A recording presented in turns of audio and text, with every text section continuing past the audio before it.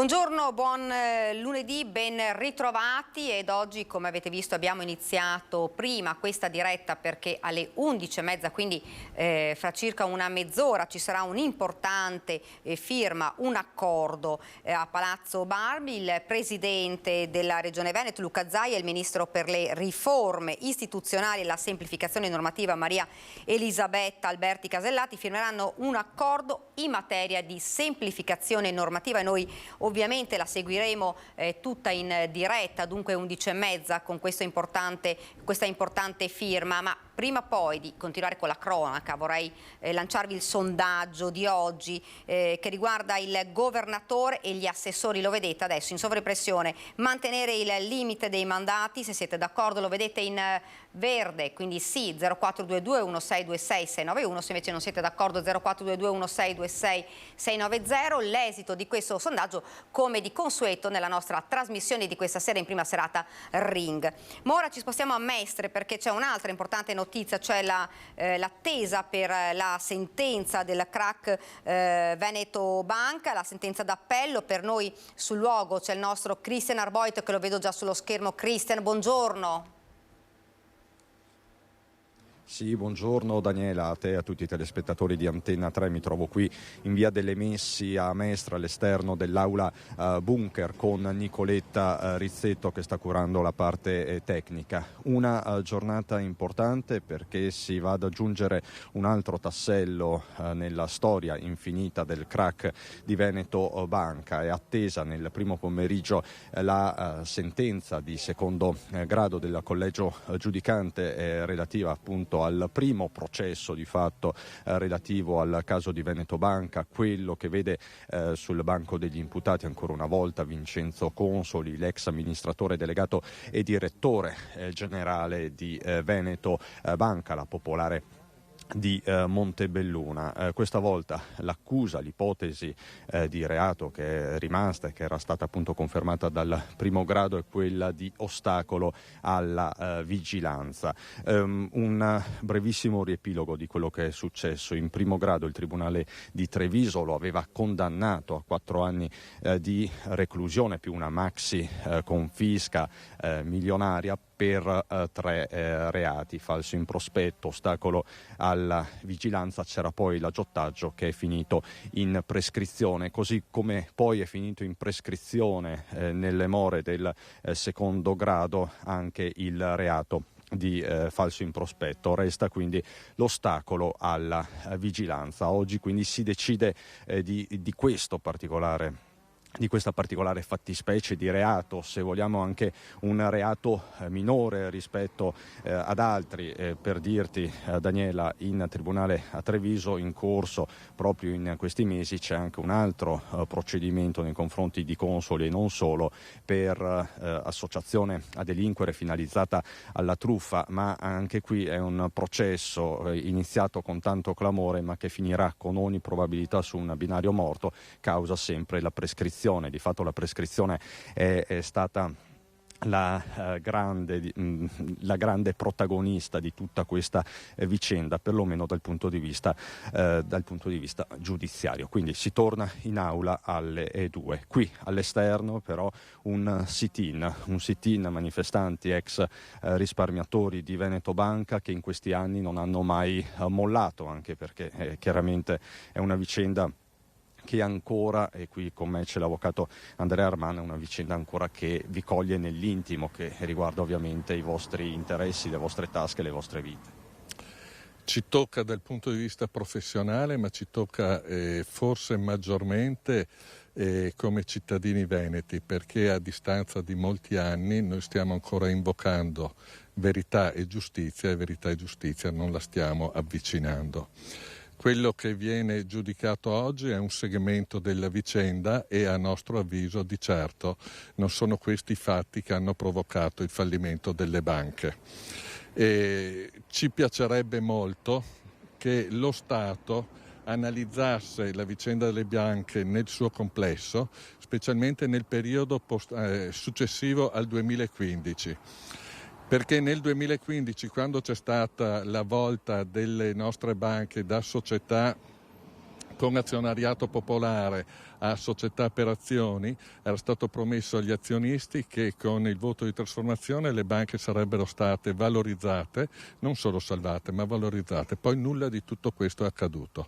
Ci piacerebbe capire e sapere che cosa è accaduto dopo il 2015 e se vi siano dei risvolti di responsabilità penale o civile nel comportamento degli amministratori post 2015. Quindi diciamo in un periodo che al momento non è mai stato indagato dalle procure. Sino ad ora, che sappia io, nessuno e neppure le commissioni parlamentari d'inchiesta sono andate a vedere che cosa sia accaduto dopo le assemblee di trasformazione. Quindi diciamo, avvocato, oggi c'è questo tassello, ma è soltanto un tassello che riguarda un'ipotesi di reato tutto sommato limitata. Voi dite dobbiamo allargare l'orizzonte a quello che era un vero e proprio sistema. Certamente, ma forse usare la parola sistema non è corretto. E noi come risparmiatori del coordinamento Don Torta siamo fermamente convinti di aver subito un'operazione socio-finanziaria organizzata a livello superiore. I risparmiatori veneti sono state le vittime di questa operazione. Il territorio veneto è stato privato di un sistema finanziario che era estremamente importante per il sistema economico veneto. Oggi il Veneto non ha più istituti di credito proprio e questo dovrebbe far riflettere i cittadini veneti ed i politici che ci amministrano. Ricordiamo a chi ci sta seguendo da casa di quanto parliamo, è un crack che ammonta a quanto? Perché insomma si sono susseguite negli anni tante cifre. Allora, noi inizialmente avevamo fatto un conteggio di 11 miliardi di euro come perdita subita dal territorio veneto. Poi un vero e proprio conteggio preciso non è stato mai fatto. Di certo i cittadini veneti hanno perso moltissimo, hanno subito l'umiliazione di essere trattati come speculatori per molti anni. Oggi per fortuna abbiamo riacquistato la dignità. Però la vera dignità sarà possibile soltanto nel momento in cui si verrà a sapere chi ha orchestrato questa operazione e perché. Collegata poi la partita del FIR, il fondo dei risparmiatori. Finora è stato erogato 1 miliardo di euro, però la strada è ancora lunga. Allora, sulla vicenda del FIR è sempre stata posta l'attenzione su un numero, il 30%, però è un'attenzione distorta perché la legge FIR non solo dispone che ai risparmiatori possa essere dato un 30%, ma il numero importante a cui fare riferimento è la dotazione della legge FIR. La legge FIR mette a disposizione dei risparmiatori 1 miliardo 500 milioni, partendo da una base minima del 30%. Quella base è stata erogata, avanzano 540 milioni, quei 540 milioni che fanno parte della dotazione FIR ancora non sono stati distribuiti ai risparmiatori. Noi chiediamo che lo Stato onori le proprie leggi e paghi quei 540 milioni ai risparmiatori. E tra l'altro mi sono dimenticato di dirti, Daniela, questa mattina in udienza, quando sono state poste alcune eccezioni, ma nulla da segnalare, nulla di che, era presente lo stesso Vincenzo Consoli che è assistito dall'avvocato Ermenegildo Costabile. Abbiamo tentato appunto di avvicinarlo, di avere un colloquio, ma non è stato possibile. Consoli è stato molto gentile, ma insomma non ha voluto rilasciare nessuna dichiarazione. Probabilmente ritornerà in aula a partire dalle 14 per la pronuncia della sentenza ed è letteralmente in mutande perché vuole simboleggiare questo. Uno dei volti storici di questa protesta dei risparmiatori, l'ex sindaco di Resana Loris Mazzorato. Lei oggi vuole plasticamente ribadire la situazione di tanti di voi. Esatto. I cittadini purtroppo sono stati spogliati della loro identità, dei loro averi, quello che è stato il risparmio di anni. In modo particolare siamo stati truffati sulla fiducia che già Renzi e Padoan all'epoca ci avevano detto che il sistema bancario italiano era solido e sano. Non è stato così. Oppure il sistema era solido e qualcuno ha voluto rubare, come l'ho sempre detto, i risparmi a oltre 200.000 famiglie. Oggi si vuole processare Consoli, però io dico sempre Consoli non è altro che un capo espiatorio. territorio. Lo ricordo sempre che a novembre 2014 Veneto Banca ha superato gli stress test di Banca Centrale Europea. Che poi qualcuno mi venga a dire nel 2015 che la banca era in dissesto, hanno voluto farla fallire, probabilmente questo è un disegno diabolico messo in piedi da qualcuno per affossare quello che era un percorso economico che stava facendo la Regione Veneto. Quindi diciamo l'impostazione dell'accusa dell'uomo solo al comando non vi ha mai convinto? Non regge, non ha mai convinto, anche perché abbiamo avuto revisori dei conti che sono stati sul posto, hanno controllato i bilanci. Io lo ricordo da sindaco, il mio revisore dei conti mi guardava anche gli scontrini fiscali. Quindi pensare che Consili abbia falsificato i bilanci è una teoria che non sta in piedi. Qui c'è un disegno diabolico ed è stato suffragato da quello che ormai è sotto gli occhi di tutti, la spoliazione del patrimonio veneto. Non è un caso che Veneto Banca e Popolare di Vicenza siano state vendute a €1 a Banca Intesa. Di notte hanno fatto questi accordi, qualche politico, per rubare, dico letteralmente rubare il patrimonio veneto e darlo in mano alle banche che io oggi chiedo vengano inquisite, perché Banca Intesa ha una grande responsabilità in questo. Banca d'Italia e Banca Centrale Europea.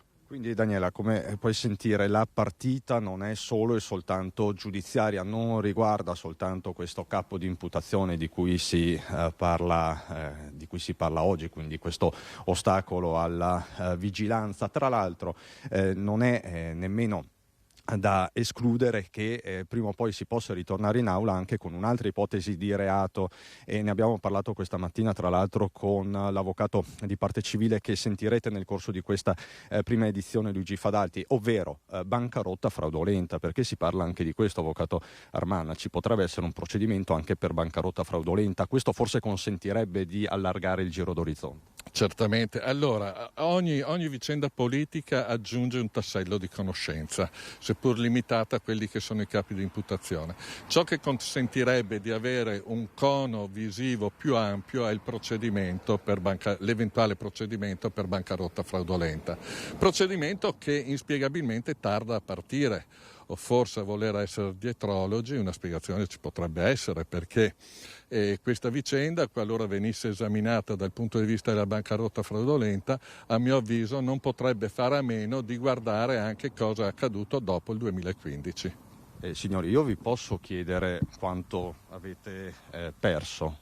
Mi potete dare una vostra testimonianza, se possibile? Posso chiedere a lei? Certo, tutto. 383.050 euro. Risparmi di una vita. Di 3 generazioni. E lei ha ricevuto questo famigerato 30%? Sì, sul prezzo di investimento, di conseguenza, essendo un azionista vecchio, a conti fatti non ha preso il 30%, ha preso un 7,8%. Quindi praticamente niente. E lei, posso chiedere?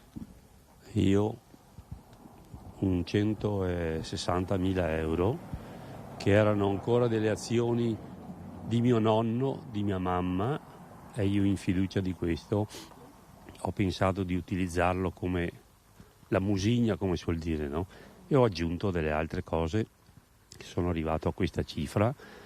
Neanche io non ho avuto il 30%, ho avuto forse neanche un 20%, perché certe erano state fatte abbastanza avanti, non in ultima proprio, e altre erano ancora, come dicevo, di mio nonno, di mia mamma, che avevano una musigna finita nelle mani sbagliate. Era vista come la banca, come la musigna, diciamo così. E, Daniela, ecco, queste sono testimonianze ovviamente che fanno riflettere non poco a tanti anni di distanza dall'esplosione del caso. Dimmi tu quanto tempo abbiamo, se vuoi andiamo avanti a sentire altre testimonianze. So che insomma... Cristian, qualche minuto, proprio perché fra veramente pochissimo dovremo collegarci con Palazzo Balbi per questa importante certo. Firma, quindi veramente pochi minuti ancora, Cristian, poi ovviamente ci ricollegheremo ancora con te. Assolutamente, allora sentiamo qualche altra voce, allora ti faccio sentire anche la voce, lei quanto ha perso? La vita, i 15 anni che sto soffrendo. Vado in pensione e rimango senza soldi. Potevo avere le mie giornate decidere, fare, il piacere di vivere la vita. Me l'hanno tolto. Lei non ha più niente, poco. No, io ho quello che ho, ma voglio dire, loro sono permessi di ammassarmi moralmente, fisicamente sono andato dietro, in seguito. Più dei soldi, io ci tenevo a essere me stesso, vivere la vita, avere la fantasia, le cose che te l'hanno spenta. La fiducia rispetto alle istituzioni, sia politiche, sia finanziarie, sparito tutto. Io credevo di essere un cittadino, ma cosa sono? Perdoni, cioè, Quindi è rimasto, diciamo... adesso. Io vorrei avere il diritto di sapere cosa è successo, non il piacere, ma di sapere cosa è successo, chi è stato, e perché. Questo non succede. Grazie davvero. Ecco, come vedi Daniela, queste sono le storie, questi sono i volti che poi sono quelli che ci mettono la faccia, ma dietro ci sono migliaia e migliaia di risparmiatori, di persone. Allora facciamo così, la situazione è molto fluida, nel corso della giornata ci sarà questa sentenza, l'accusa ha chiesto 3 anni e mezzo per Consoli, 4 anni era la condanna in primo grado, chiaramente la difesa chiede l'assoluzione completa dai fatti. Staremo a vedere. Per il momento con Nicoletta Rizzetto qui da Via delle Messe all'esterno dell'aula bunker del Tribunale di Venezia ti restituisco la linea. Buon lavoro Daniela. Grazie davvero, grazie Cristian, aver sentito le parole, la disperazione nelle parole di chi ha perso tutto e di chi ha perso davvero i propri risparmi di una vita. Avete sentito anche quel risparmiatore che ha detto: ho perso i soldi di 3 generazioni, i miei risparmi di tutti. Quindi insomma davvero la disperazione negli occhi di queste persone, nelle parole di queste persone. Poi noi ci collegheremo ancora con il nostro Christian Arboit, che intanto sta seguendo il processo. Sentiremo anche probabilmente le interviste agli avvocati, sentiremo come sta andando e come si evolve questa situazione. Fra poco dovremo collegarci con Palazzo Balbi, ve lo ricordo, perché ci sarà il presidente Zaia e il ministro per le riforme istituzionali e la semplificazione normativa Maria Elisabetta Alberti Casellati, e firmeranno un importante accordo in materia di semplificazione normativa, una cosa che era attesa davvero da tanti, da tutti, e quindi sentiremo quali sono poi nello specifico quali saranno queste semplificazioni e di che cosa riguarda, come sarà questo accordo. Lo sentiremo proprio dalle parole del presidente Zaia, delle parole della ministra. Cronaca per ora, poi appena ovviamente ci daranno la linea con Palazzo Balbi, noi cederemo la linea subito per questo importante accordo. Intanto la cronaca, perché c'è stato l'ennesimo incidente sulle strade della Marca nella notte tra domenica 29 e lunedì 30 gennaio. Pochi minuti prima dell'1 i vigili del fuoco sono intervenuti in piazzale Europa a Mansuè per un'auto che è finita rovesciata su un fianco, lo vedete dalle immagini, ferite le 2 persone a bordo. Si tratta di 2 uomini, un 63enne della zona e un 50enne, che sono stati portati negli ospedali di Oderzo e Conegliano. Per fortuna non sono in pericolo di vita. Ed ancora cronaca, un ubriaco è finito in un fossato con l'auto, patente sospesa per 1 anno, lo vedete in questa immagine. Maxi sanzione per un 47enne di Altivole, è finito fuori strada a Villa d'Asolo. Risultato positivo all'alcotest della polizia locale, dovrà pagare una multa di 1.600 euro, lo vedete sempre esce incolume, fortunatamente comunque dall'auto. È accaduto sabato 28 gennaio ad un 47enne residente nel comune di Altivole, che alla guida di un Opel Astra è uscito autonomamente di strada in via Colombera a Villa d'Asolo, finendo nel fosso a lato della strada.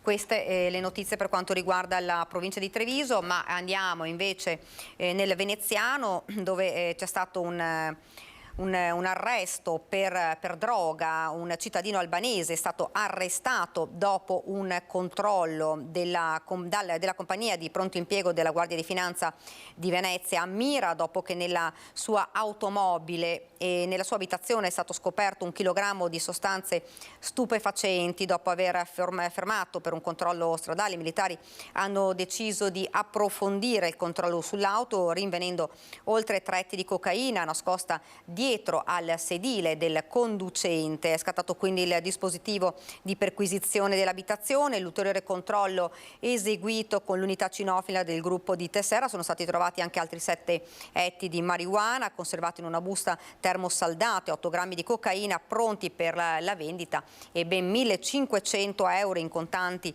oltre a bilancini e materiale da utilizzare per il confezionamento delle dosi. L'uomo è stato posto agli arresti domiciliari in flagranza di reato per detenzione di sostanze stupefacenti ai fini di spaccio, misura disposta dal sostituto procuratore di turno e confermata dal GIP in sede di convalida.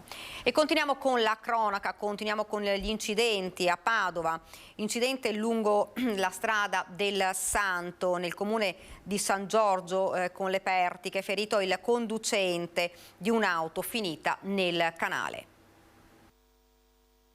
Poteva andare sicuramente peggio al padovano di 63 anni finito con l'auto nel fiume Tergolino mentre percorreva la statale 307 del Santo nel territorio del comune di San Giorgio delle Pertiche nell'Alta Padovana.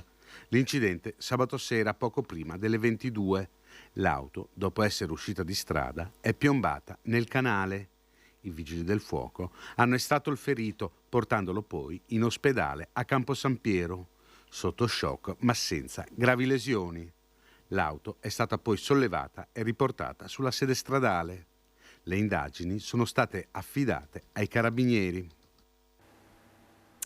Ed ora andiamo a Palazzo Balbi, vediamo, si stanno preparando, lo vedete, vediamo dalle immagini, si stanno preparando, i microfoni sono pronti, si attende l'arrivo del Presidente Zaia e della Ministra Casellati per questa firma dell'accordo. Ormai davvero mancano pochi minuti, poi dovrebbe esserci anche questa firma e questa conferenza stampa per spiegare di questo accordo che dovrebbe essere in materia di semplificazione normativa. Dunque fra pochi minuti ci ricolleghiamo con Palazzo Balbi. Noi continuiamo per ora con la cronaca in attesa di questa conferenza stampa a Campo San Martino, quindi rimaniamo nel Padovano. Nella notte di domenica in fiamme una legnaia. Era passata da poco la mezzanotte di domenica quando i vigili del fuoco sono intervenuti in via Bottazzin a Campo San Martino per l'incendio di una legnaia.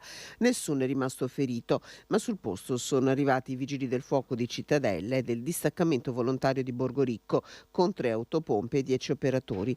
Ci sono volute 2 ore e mezza di lavoro per avere ragione delle fiamme, per bonificare la legnaia che è andata completamente distrutta. Le cause dell'incendio sono al vaglio dei vigili del fuoco. Sul posto anche i carabinieri.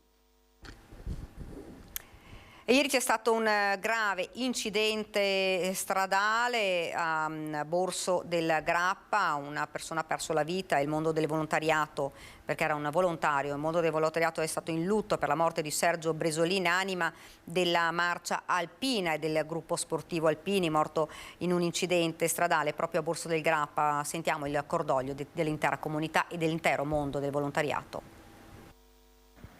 Quando i soccorsi sono arrivati, via Molinetto era disseminata di cartelli del gruppo sportivo Alpini. Sergio Bresolin stava preparando la cartellonistica per la prossima camminata del gruppo sportivo di cui era l'anima. Sergio era la mia classe, lo vedevo la mattina e alla sera quando ritornavo a casa. Era un elemento veramente speciale perché era l'unico del comune di Borso. È arrivato il Presidente Zaia, ci colleghiamo immediatamente con Palazzo Balbi, poi torneremo con il servizio. Avevamo organizzato questa missione, questa firma molto tempo fa, poi per colpa mia è saltata, perché c'è stata la famosa settimana dell'influenza. Quindi grazie Ministro di essere qui oggi. E dico anche che la terza visita di un Ministro di questo governo, perché prima è venuto il Ministro San Giuliano, poi il Ministro Calderoli e oggi il Ministro Casellati. Oggi per noi è una giornata storica e ve lo dico veramente perché intanto desidero ringraziare tutti quelli che hanno lavorato da parte dei nostri uffici ma anche degli uffici del Ministro Casellati, perché oggi tentiamo per la prima volta in Italia, e quindi siamo la prima regione che affronta questo tema, di mettere in piedi un accordo che comunque ha delle tempistiche definite rispetto a un tema che è quello di pensare che l'ufficio complicazioni e affari semplici possa essere un po' meno pesante nella vita dei cittadini.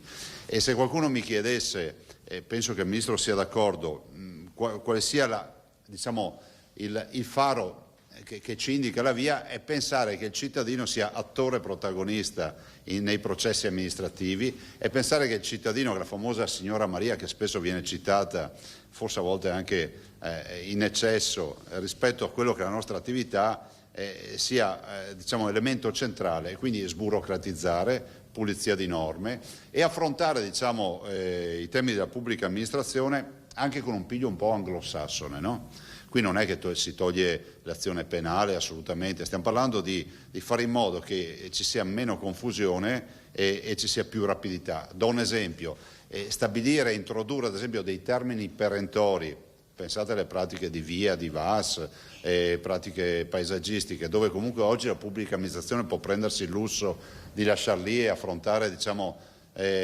con tempi un po' più dilatati. Questo è una delle casistiche, ma posso anche introdurre anche il tema del silenzio assenso, altro tema sul quale dovremmo dare più fiducia ai cittadini. Se partiamo dalla buona fede, se partiamo dal fatto che chiunque presenta una pratica presso un ufficio della pubblica amministrazione sia comunque un lazzarone, è ovvio che dovremmo sempre più irrobustire l'azione di difesa. La verità è che il cittadino molto spesso dalla pubblica amministrazione le risposte ce le ha in maniera parziale o ce le ha dilatate nel tempo, per cui parlo per la Regione del Veneto, ovviamente, parlo per le nostre amministrazioni.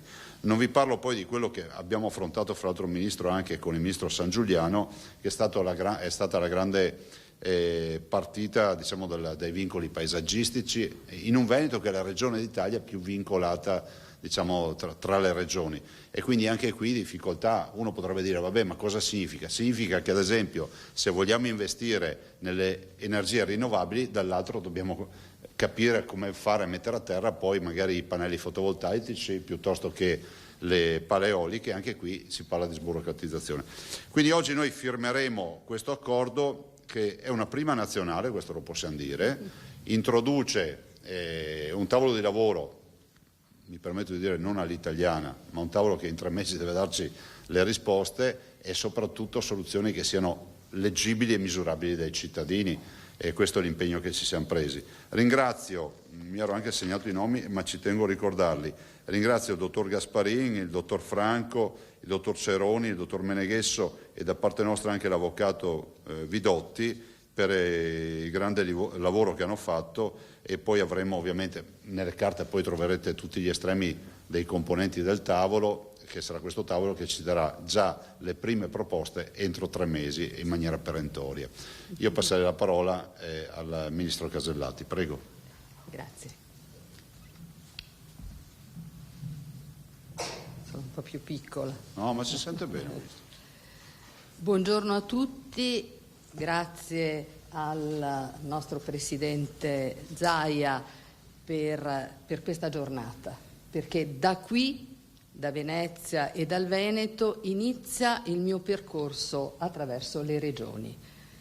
Grazie a voi tutti che siete qui presenti, e vorrei dire che per me è una giornata davvero speciale, perché attraverso la semplificazione normativa, ed è questo il significato dell'accordo che noi andiamo oggi a sottoscrivere, noi cercheremo di rendere più semplice la vita dei cittadini, la vita delle persone, la vita delle imprese, perché l'imperativo categorico di questo accordo è sburocratizzare. Diceva prima, questo sembra sempre che quando uno si avvicina ad affrontare un problema ci sia l'ufficio, complicazioni, cose semplici, ed è così. Il nostro Veneto è il Veneto conosciuto come il Veneto del fare. Il nostro popolo veneto è un popolo molto molto laborioso, ma si trova in condizioni spesso nella propria quotidianità di percorrere come una sorta di corsa ad ostacoli per tutti quelli che possono essere gli inconvenienti, la duplicazione di norme, l'incertezza di quelli che sono i propri diritti, i propri doveri, le complicazioni di cose che uno dà per scontate, e spesso anche le imprese, per i tempi lunghi di realizzazione di un progetto, spesso sono costretti a rinunciarvi, per cui da un punto di vista anche economico la lunghezza dei tempi è un danno inestimabile. Noi viviamo nella burocrazia, pensiamo al fatto, lo dico come un esempio anche banale se vogliamo, che quando uno nasce, un genitore non riesce neppure a godere di questo grande evento perché deve affrontare immediatamente 5 certificazioni in 3 uffici diversi. Sì, l'atto di nascita, il certificato di nascita, l'attribuzione del nome e del cognome, il codice fiscale, la tessera sanitaria e anche la scelta del pediatra. Quindi 5 incombenti in 3 diversi uffici. È inaccettabile.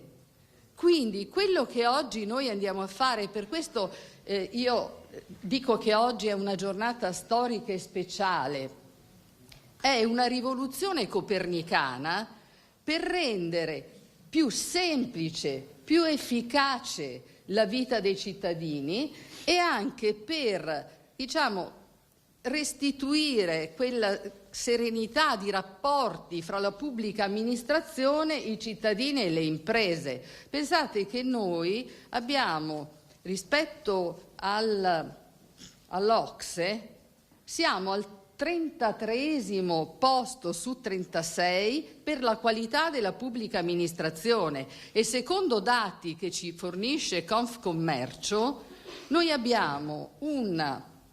avremmo con una burocrazia più snella, più semplice, un PIL che è aumentato di 75 miliardi di euro. Non è poca cosa.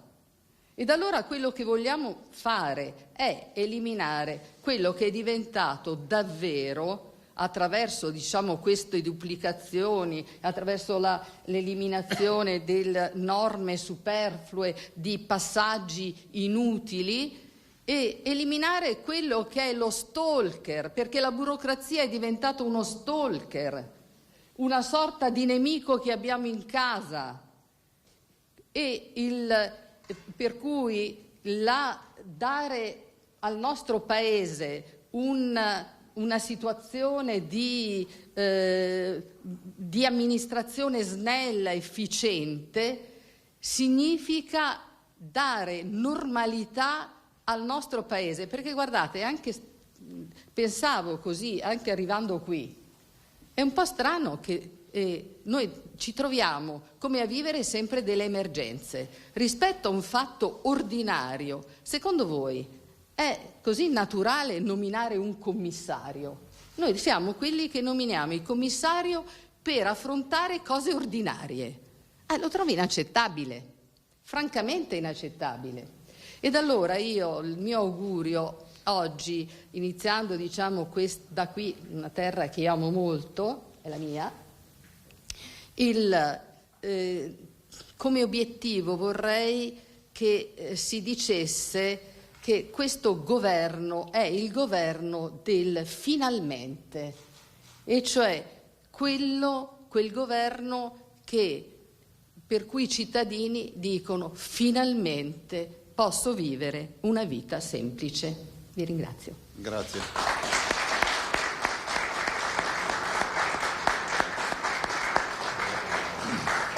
Prima di passare alla firma, se ci sono domande, per favore. Se vi presentate, grazie. Salve, Martina Zambon del Corriere. Volevo capire sul piano pratico le proposte che usciranno da questo tavolo, che tipo di margine di manovra avranno rispetto alle normative nazionali. Immagino che sia questo tema da dirimere su alcune questioni, parliamo di anagrafe o di altri certificati, insomma le applicazioni sono tante. Volevo capire fra norme regionali e statali la Regione quanto potrà proporre e incidere.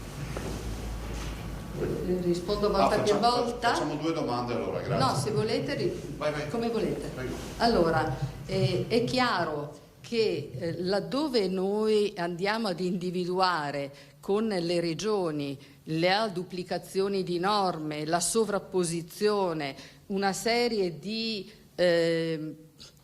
procedimenti che richiederebbero, per dire, meno autorizzazioni, e andiamo a semplificare e quindi a diminuire i tempi, sono norme che avranno un riflesso di carattere nazionale. Faccio un esempio.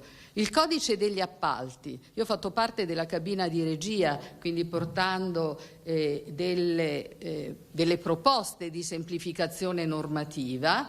È una di quei settori importanti per le imprese e quindi per quelle che possono essere le potenzialità anche economiche di una regione, ma anche quindi del nostro paese. È una di quelle cose che possono essere individuate nel tavolo tecnico della regione, ma che sicuramente hanno un riflesso di carattere nazionale, perché è una normativa nazionale che verrà applicata nella Regione Veneto così come nelle altre regioni, quindi in tutto il Paese. È chiaro che ogni regione avrà delle sensibilità diverse, perché il tessuto economico-sociale è diverso, e quindi andremo a cogliere attraverso questo, viaggio attraverso l'Italia tutte quelle che possono essere le varie sensibilità, gli argomenti più importanti che poi si tradurranno in una legge nazionale. Prego.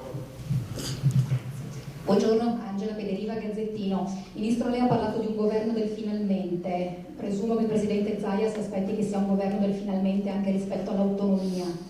C'era stato annunciato dal suo collega Calderoli un pre-consiglio dei ministri per domani e poi un CDM entro fine settimana. Ora ci pare di capire che ce ne sia in realtà un appuntamento già nel pomeriggio di oggi. Vorrei chiederle qual è la scaletta per quello che lei sa, e poi da Ministro delle Riforme anche che cosa ci si può aspettare, visto che la richiesta di Fratelli d'Italia era di accompagnare questa riforma a quella del presidenzialismo. Grazie. Allora, per quello che riguarda l'autonomia differenziata, domani ci sarà un pre-consiglio. Di solito il preconsiglio si fa in vista di un Consiglio dei Ministri che dovrebbe tenersi giovedì. Ancora non abbiamo una data sicura, ma questo dovrebbe essere la previsione. L'autonomia differenziata quindi è una legge che è già quasi pronta, perché se va in Consiglio dei Ministri come mi sembra sicuro giovedì della prossima settimana. Adesso non ho ancora la data precisa, per cui non vorrei spingermi, ma così dovrebbe essere. Una legge che però poi andrà al vaglio del Parlamento.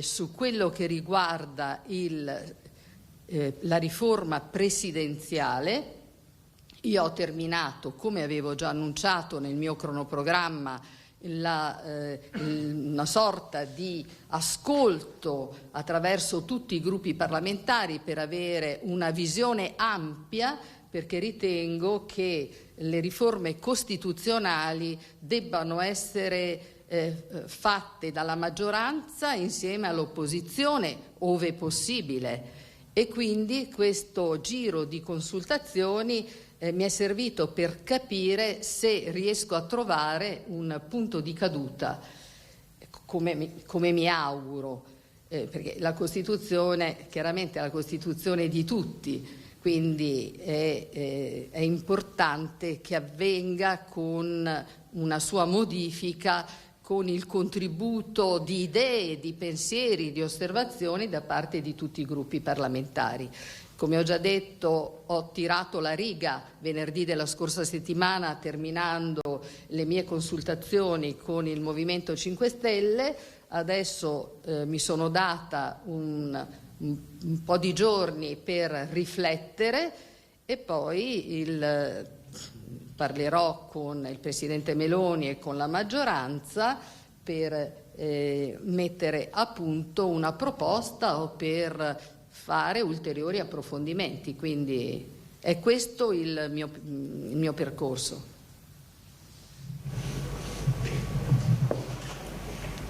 Buongiorno Ministro, buongiorno Presidente, Filippo Casotto dei quotidiani Celi. Una domanda proprio non soltanto al Ministro ma all'operatrice del diritto, diciamo. Alcuni hanno sollevato delle perplessità, non è una novità, ma insomma questa polemica si è ravvivata via via che si avvicina alla scadenza istituzionale sull'autonomia, ovvero che l'autonomia comporterebbe dei rischi per la coesione del Paese e aggraverebbe i divari tra una parte e l'altra del Paese. Io volevo chiedere una sua valutazione in questo senso e restando in quest'ambito, lei è persona di cultura liberale, cosa ne pensa della riforma in senso presidenzialista dello Stato? Qual è la sua valutazione? Grazie. Allora, per quello che riguarda l'autonomia differenziata, intanto vorrei dire, perché ogni tanto qualcuno se lo dimentica, che l'autonomia differenziata è prevista dalla Costituzione italiana.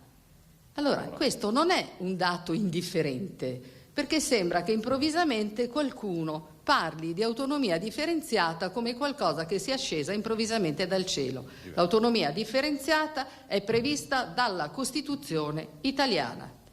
Allora, per quello che riguarda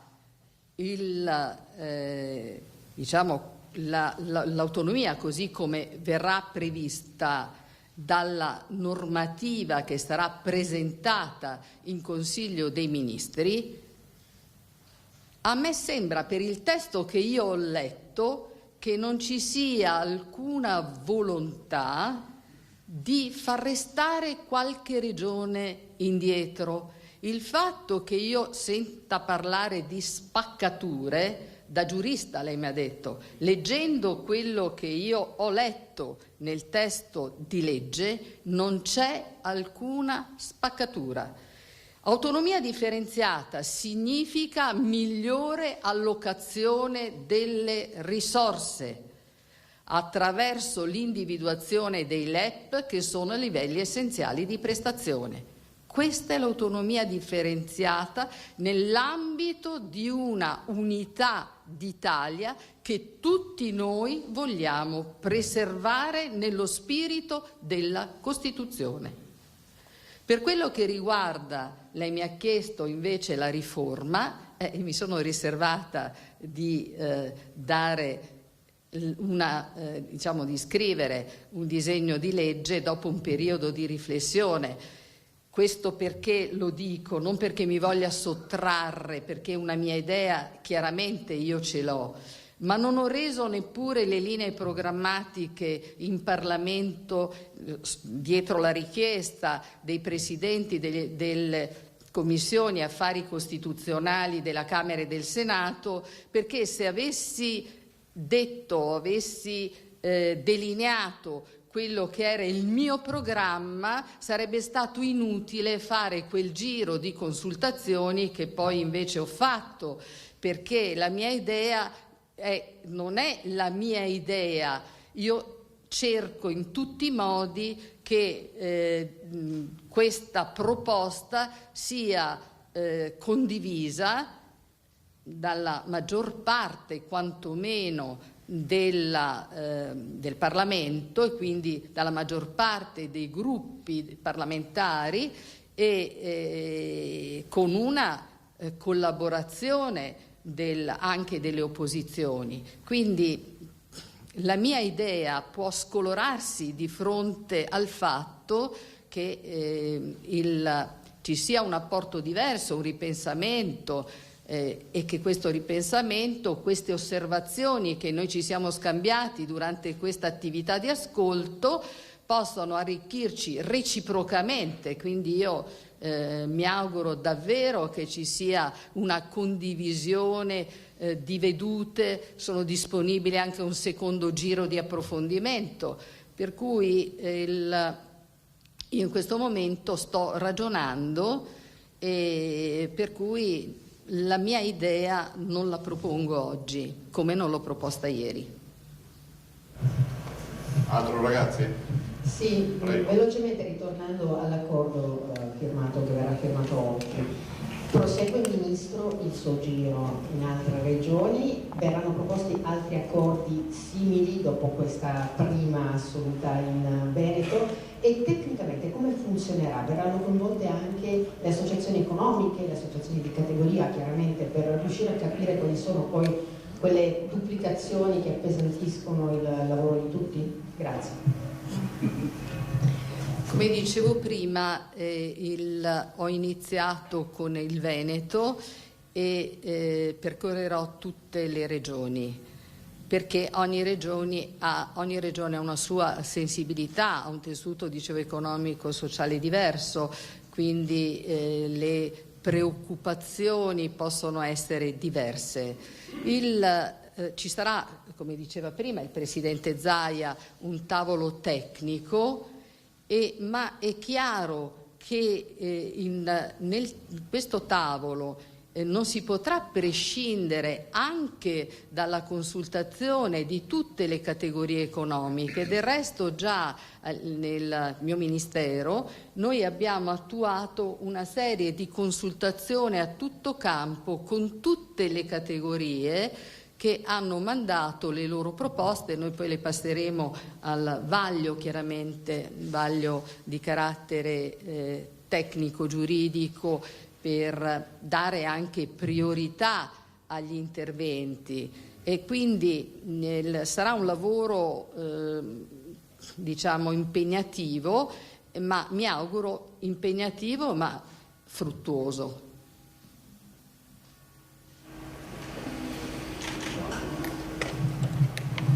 Scusa, buongiorno, Giacomo Giornale di Vicenza. Questo protocollo che andrete a firmare rappresenta un po' una riforma che parte dal basso, ma concretamente la Regione poi avrà con il suo spazio per arrivare a semplificazioni solo regionali, oppure è un lavoro che si vedrà a lungo termine quando avrà finito tutto il tour delle regioni con una norma che potrà essere comprensiva di tutto? E poi l'altra cosa che le chiedo, non ho capito, il Consiglio dei Ministri giovedì, questo non il prossimo, vero? Io ho detto immagino sia questo, essendoci un preconsiglio domani, che sia, però non ho visto ancora l'ordine del giorno di giovedì, quindi ho detto immagino che sarà giovedì, però fino a che non abbiamo una convocazione ufficiale mi tengo un po' in riserva, per così dire. Dovrebbe, uso il condizionale per questo. Per quello che riguarda invece la sua domanda, il ponte che noi abbiamo stabilito fra Stato e Regioni serve proprio al fatto di individuare delle tematiche che possono agevolare, dicevo, la vita dei cittadini e degli imprenditori. Quindi da questo tavolo dovrà uscire, perché è un tavolo tecnico, dovranno uscire delle proposte che dovranno, nella semplificazione normativa, agevolare la nostra quotidianità per quello che riguarda cittadini, famiglie, e fare esprimere proprio le potenzialità. Ecco, mi raccordo a quello che chiedeva prima la sua collega, la precedente domanda, tutte quelle potenzialità di carattere economico attraverso anche la consultazione delle categorie, che spesso vengono vanificate del percorso in questi meandri burocratici che tolgono efficienza, efficacia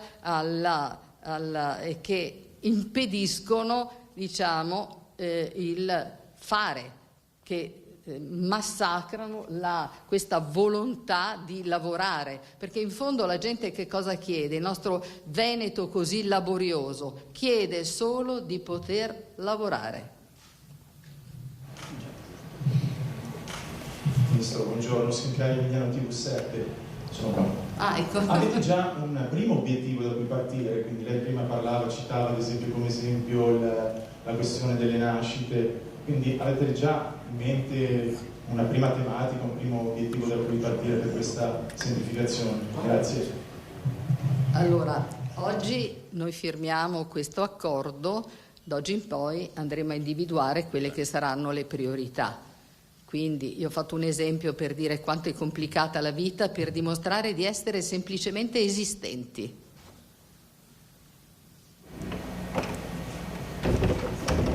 Era un esempio, ma ce ne sono tantissime. Diciamo, nel codice degli appalti, per esempio, noi abbiamo già lavorato tagliando qualche parte su un lavoro, per la verità, che era già stato fatto dal Consiglio di Stato e ordinato dal governo precedente, e noi siamo andati ad incidere ulteriormente, ma era e il Parlamento poi farà anche la sua parte, ma ci sono tantissime semplificazioni da fare. Diceva prima il Presidente Zaia, faceva l'esempio del silenzio assenso, cioè le lungaggini talvolta nelle risposte possono essere tagliati da un silenzio assenso con caratteristiche perentorie, cioè superato quel termine e non c'è altro. Se uno chiede un'autorizzazione, 30 giorni di tempo, dopo i 30 giorni silenzio assenso, per fare un esempio. Togliere anche la discrezionalità da alcuni uffici, ad esempio, l'eccessiva discrezionalità. Quindi dopo tecnicamente diciamo, bisogna poi passare dagli annunci ad un testo, e quando avremo il testo poi lo annunceremo, il primo testo che si andrà a... dopo 3 mesi. Sì. Grazie, ci sono altri interventi. Passiamo alla firma.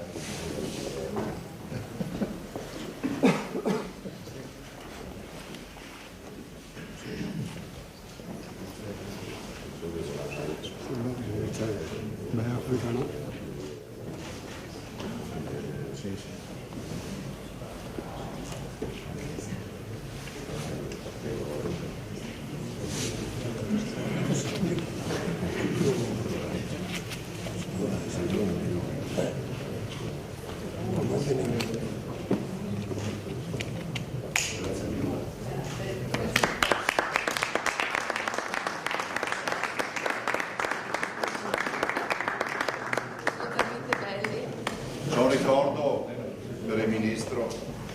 Grazie. Porta fortuna. Lo carezzo. Bellissimo. Lo faccio vedere, ecco. Oh, ma Leone vola. Sarà un buon viatico. Come la nostra politica. Speriamo che voli. Grazie. Ministro del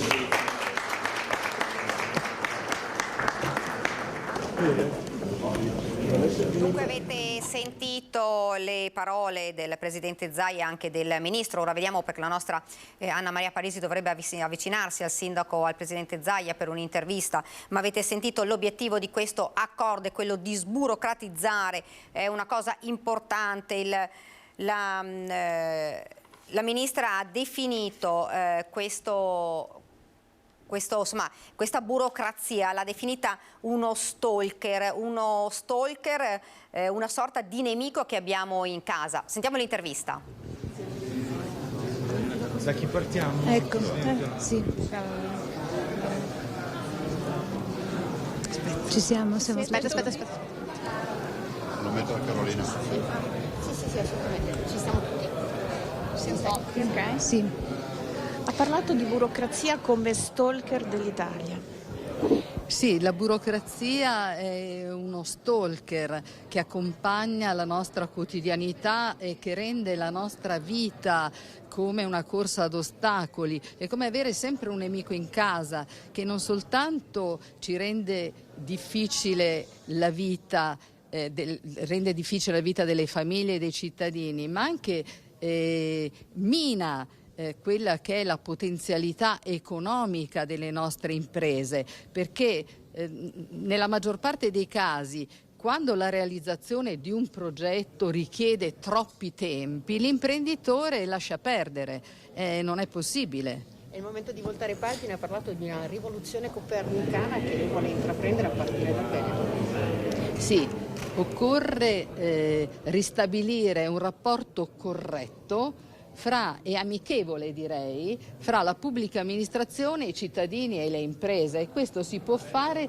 semplificando le norme, togliendo tutti quegli intralci, quella incertezza nell'individuazione dei propri diritti e dei propri doveri, quelle complicazioni inutili, quelle duplicazioni di certificazioni che molto spesso non servono. Insomma, occorrerebbe tornare a rendere normale la vita dei nostri cittadini. Quante lettere riceve lei a settimana da parte delle categorie economiche?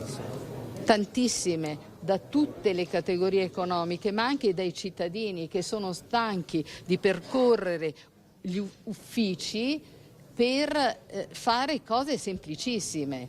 E questo è il tema. Cioè una cosa semplice richiede delle certificazioni multiple. Ho fatto l'esempio della nascita, perché un genitore non fa tempo a godere della nascita di un figlio che deve andare per dichiarare che è esistente a fare 5 certificati in 3 uffici diversi.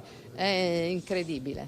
Signor Ministro, a 3 mesi un testo unico, quindi a livello nazionale? A 3 mesi noi daremo delle proposte di legge molto concrete, quindi andremo ad individuare quelle che sono le priorità della Regione Veneto insieme al Presidente Zaia e le annunceremo qui, come abbiamo fatto oggi, un testo normativo che possa tracciare una linea e speriamo cancellare una serie di passaggi inutili. Signor Ministro, proseguendo nella praticità degli esempi come da lei indicato, adesso tutta l'Italia, il Veneto compreso, sta facendo i conti per quanto riguarda, come ha citato prima, l'esempio dei problemi che si hanno sin dalla nascita. Con la ripartenza dei flussi turistici c'è la questione delle questure intasate per quanto attiene con tempi d'attesa che arrivano in certi casi anche fino a un anno per ottenere un passaporto e così anche per la carta d'identità, tanto per proseguire con gli esempi. Sì, diciamo che noi dobbiamo partire dalle cose che rendono difficile proprio la quotidianità. Io parlavo di nascita, lei di passaporti, di tutte quelle che sembrano piccole cose, ma diciamo in un momento così difficile come quello attuale, dove abbiamo una guerra in corso, l'aumento delle bollette, un'inflazione galoppante, eccetera, dare un po' di quiete a un cittadino per fare delle cose normali, normalissime, impedirgli di attraversare 100 uffici, almeno questo sarebbe un momento di respiro. L'autonomia differenziata è prevista dalla Costituzione per la riforma del presidenzialismo, lei ha eseguito una serie di consultazioni.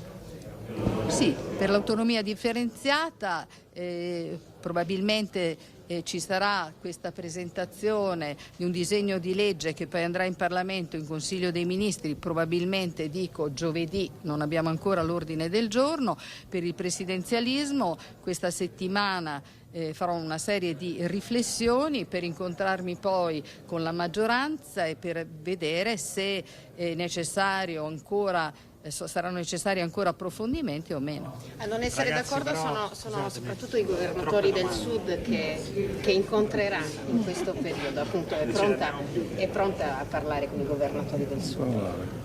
Ma sono pronta da sempre a parlare con i governatori del Sud, perché l'autonomia differenziata porterà al Sud una migliore allocazione delle loro risorse. Il Sud ha delle potenzialità enormi che non è ancora talvolta riuscita ad esprimere. Tutto qua. L'autonomia differenziata non deve far paura a nessuno, perché non porterà danni a nessuna regione.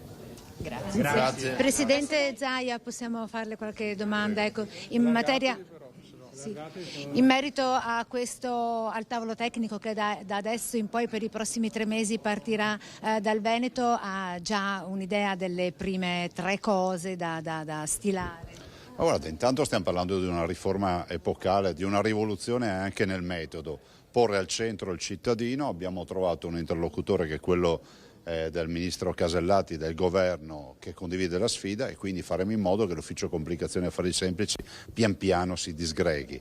Dall'altro potrei fare centinaia di esempi, pensate solo al termine perentorio, oltre al quale comunque all'interno del quale la pubblica amministrazione deve dare una risposta ai cittadini. Ad esempio, per molte pratiche ancora non c'è un termine perentorio, quindi il cittadino li aspetta mesi e mesi. Oppure introdurre in maniera perentoria il silenzio assenso, altro tema. E poi ci sono molte pratiche, pensi solo agli investimenti che si vogliono fare per le rinnovabili, ma dall'altro vanno a cozzare magari con una burocrazia a volte anche non molto concepibile e comprensibile rispetto ad alcune norme che vanno in diretta contrapposizione. Da questo tavolo... Vai. Finirà prima o poi l'epoca dei commissari? Ma i commissari sono il segno di un paese che ha delle difficoltà. E del resto questo è un paese nel quale ovviamente l'ufficio complicazioni e affari semplici pesa, e quando devi far veloce ti nominano commissario. Così è accaduto col Covid, è accaduto con l'alluvione, con il terremoto, con tutto quello che poi prevede il buon senso, cioè la velocità. Io penso che se questo paese avesse un'impostazione un po' più anglosassone nelle norme, nel fare le leggi, andremo molto più veloci. Bisognerà cancellare anche molte normative per poter snellire e semplificare. Questo potrebbe essere uno dei primi ostacoli a quelle che saranno delle indicazioni che arriveranno al governo centrale da questo tavolo. Ma guardi, di fronte a questa mole di leggi con la quale questo paese si contraddistingue ormai a livello internazionale, noi facciamo un'opera di cesello per ridurre il numero delle leggi. Se avessimo una carta bianca e ripartire da zero, potremmo ripartire magari dal soggetto verbo predicato e scrivere una legge. Dopodiché ci sono tutti i detentori di interesse che approfitteranno di metterci dentro i complementi e tutto quello che ne va. Questa è la storia dell'Italia, perché poi tutti ci lamentiamo della burocrazia, ma alla fine ognuno poi ha il suo interesse. Basti pensare che per mettere il vino nella bottiglia ci vogliono 46 adempimenti amministrativi. Presidente, le chiedo schiettamente, conoscendo appunto il carrozzone, il lasso di tempo, quindi 3 mesi, è sufficiente secondo lei? Ma guardi, noi abbiamo le idee chiare rispetto a molte attività che abbiamo peraltro anche portato avanti. Ricordo questo ente ha già sburocratizzato quello che poteva a livello regionale. E noi in 3 mesi riusciamo a inquadrare gli argomenti e anche dove andare a agire, dopodiché troveremo le soluzioni a livello nazionale per tutto quello che comunque compete al Ministero e quindi compete al Governo. Casella Presidente di Luca Zaia, che cosa le scrivono le lettere che la colpiscono di più quando si parla di burocrazia? Ma guardate, noi cittadini, mi ci metto dentro, ma con tutti voi siamo angosciati dal fatto che molto spesso ti trovi un muro di gomma, o molto spesso nella banalità non sai dove andare a battere la testa, perché c'è anche un tema del fatto che comunque il processo amministrativo, cioè l'iter del documento, si sa da dove inizia, ma molto spesso magari lo perdi per strada, o dall'altro il non avere risposte. L'introdurre ad esempio un termine perentorio per avere una risposta penso che sia un fatto di civiltà, c'è già per molte pratiche ma non per tutte le pratiche, e quindi penso che questo, ad esempio agganciato al silenzio assenso, possa andare in questa direzione. Se ci pensate, sburocratizzazione è stata fatta, ad esempio nelle opere edilizie una volta c'era solo la concessione edilizia, quindi una roba solida. Oggi ci sono altre modalità, c'è la SCIA, c'è tutta una serie di attività molto più sburocratizzate che permettono di fare lavori che una volta non si riusciva a fare, cioè spostare una parete all'interno della casa non è che devi scomodare l'ordine degli ingegneri, ci sarà un progettista che ti fa la progettazione, sarà magari un ingegnere, un architetto, un geometra, quello che è, ma finisce lì e poi manderei una comunicazione. Anni fa invece era una roba che sembrava di costruire un condominio. Presidente, tornando all'autonomia differenziata, domani preconsiglio con la presentazione, quindi il Consiglio dei Ministri tra giovedì dopodomani e tra giovedì di questa settimana e la prossima. È il caso di dire ci siamo, si sente fiducioso? Ma io me lo auguro, posso dire questo. Del resto devo far notare che questo governo in 100 giorni ha fatto quello che altri non hanno fatto. Abbiamo una norma che introduce l'obbligo della definizione dei livelli essenziali delle prestazioni. Per 5 anni ho sentito dire che l'autonomia non si può fare perché non ci sono i livelli essenziali delle prestazioni, questo governo li ha resi obbligatori. E dall'altro adesso il fatto che si parli ad ogni piè sospinto della legge di attuazione dell'autonomia significa che qualcuno l'ha scritta e l'ha anche già depositata. Quindi resto fiducioso, certo è che i compiti per casa ormai li abbiamo fatti. Se dovesse chiedermi cosa c'è ancora da fare, dico attendere che il governo si decida. Grazie. Buon lavoro e grazie. Anche a lei. Grazie. Dunque avete sentito prima l'intervista della ministra Casellati, poi quella al presidente Zaia che dice è una rivoluzione, fra l'altro lo diciamo, questo accordo è il primo a livello nazionale, una rivoluzione del metodo dove al centro ci sarà il cittadino. Un'amministrazione snella, aveva detto anche la ministra Casellati, è un'amministrazione efficiente e significa dare una vita migliore ai cittadini. Dunque, come avete sentito, ci sarà un tavolo tecnico entro questi 3 mesi. È una rivoluzione, ha detto la ministra copernicana, per rendere più facile, come avete sentito, la vita ai cittadini, ma si è parlato anche di autonomia, le domande sull'autonomia. L'autonomia, ha detto la ministra, parliamo di autonomia differenziata. Domani ci sarà un preconsiglio dove si discuterà di questo e ci sarà il Consiglio dei Ministri vero e proprio, probabilmente, diceva, nella giornata di giovedì. Autonomia differenziata dice che ormai è quasi pronta e che ovviamente poi andrà anche al vaglio del Parlamento. Poi ha parlato della riforma invece presidenziale, dice ha terminato tutta una serie di colloqui, ha ascoltato un po' tutti i gruppi parlamentari, dice per fare una riforma del genere comunque bisogna che tutti siano d'accordo, poi si ovviamente parlerà con la Premier Meloni e poi dice mi sono data un po' di giorni e rifletterò e poi metterò, dice, nero su bianco una proposta oppure chiederò ulteriori approfondimenti. Questo per quanto riguarda la riforma presidenziale e l'autonomia. Accordo, lo ricordiamo, importantissimo perché ha l'obiettivo di sburocratizzare quello che ormai l'abbiamo sentito anche da Luca Zaia, è tutto molto complicato. Ha fatto l'esempio la ministra quando dice quando nasce un figlio bisogna andare, insomma ci sono 5 pratiche in 3 uffici diversi, per cui questo è una cosa, dice la ministra, inaccettabile. Ovviamente il capofila di questo accordo è il Veneto e poi ci saranno via via anche le altre regioni. Ci fermiamo qualche istante di pubblicità, poi torniamo in studio perché ci collegheremo con il nostro Christian Arboit che vi ricordo si trova in aula Bunker a Mestre.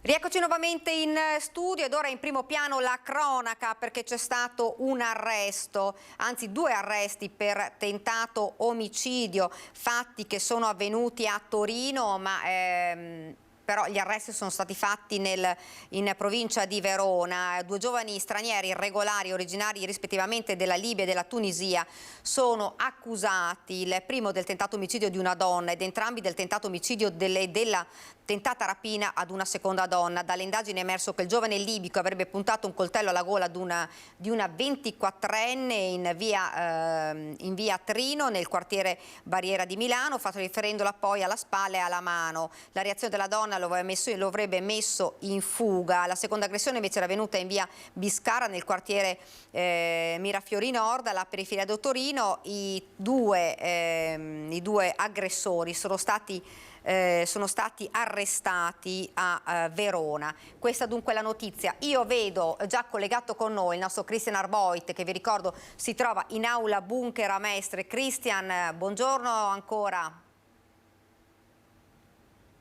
Buongiorno di nuovo Daniela, a te e a tutti i telespettatori di Antenna 3. Mi trovo qui all'interno dell'aula bunker del Tribunale di Venezia con Nicoletta Rizzetto per raccontarvi questa giornata importante per la storia infinita del crack di Veneto Banca. Fra un'ora e mezza circa il collegio giudicante dovrebbe esprimersi, dovrebbe pronunciare la sentenza di appello di secondo grado nei confronti di Vincenzo Consoli, ex amministratore delegato, direttore generale di Veneto Banca.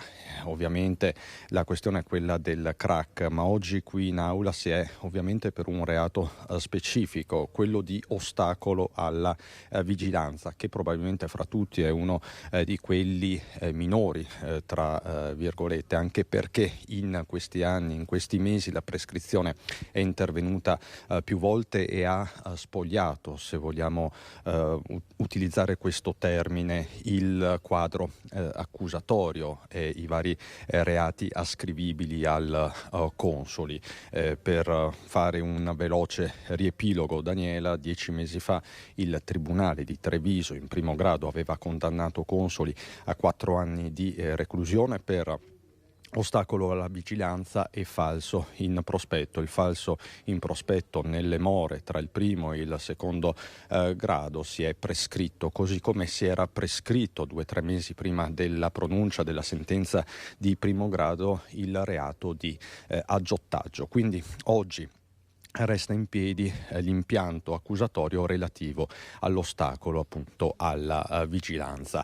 La richiesta del PM Massimo De Bortoli della procura trevigiana, Massimo De Bortoli che tra l'altro lo vedete lavorare lì in fondo, abbiamo tentato prima di disturbarlo molto cortesemente, ci ha detto che preferisce in questo momento non dire nulla fondamentalmente perché anche per una questione di scaramanzia, pubblica accusa che ha comunque ribadito e chiesto la conferma della condanna in primo grado a 3 anni e mezzo appunto di reclusione. Questo relativamente, sempre sottolineo, all'ostacolo alla vigilanza. E poi c'è appunto la richiesta della difesa, che è quella di una soluzione piena, difesa che è rappresentata dall'avvocato Ermenegildo Costabile. Questa mattina io e Nicoletta Rizzetto abbiamo tentato appunto di avvicinare lo stesso Consoli, che era presente in aula. Spesso Consoli è stato presente in aula anche in primo grado, anche a Treviso. Molto gentilmente ci ha detto che non voleva rispondere, è rimasto silente di fronte alle nostre domande. Ritornerà probabilmente in aula fra un'ora e mezza. Questa mattina ha parlato invece ai nostri microfoni l'avvocato Luigi Fadalti, che è avvocato di parte civile, rappresenta centinaia di risparmiatori. Sentite cosa ci ha detto Luigi Fadalti. Avvocato Fadalti, ennesima tappa importante di questa vicenda ormai annosa. Cosa succederà oggi? Alle 2 ci sarà probabilmente la sentenza. Voi con quale stato d'animo vi state preparando? Ma noi confidiamo in una conferma della sentenza di primo grado che ha accertato, come si suol dire, al di là di ogni ragionevole dubbio, le responsabilità della ragione Consoli. Ribadiamo peraltro il convincimento che non solo del ragionier Consoli sono le colpe per il crack Veneto Banca, e confidiamo che in avvenire si proceda per il reato di bancarotta fraudolenta.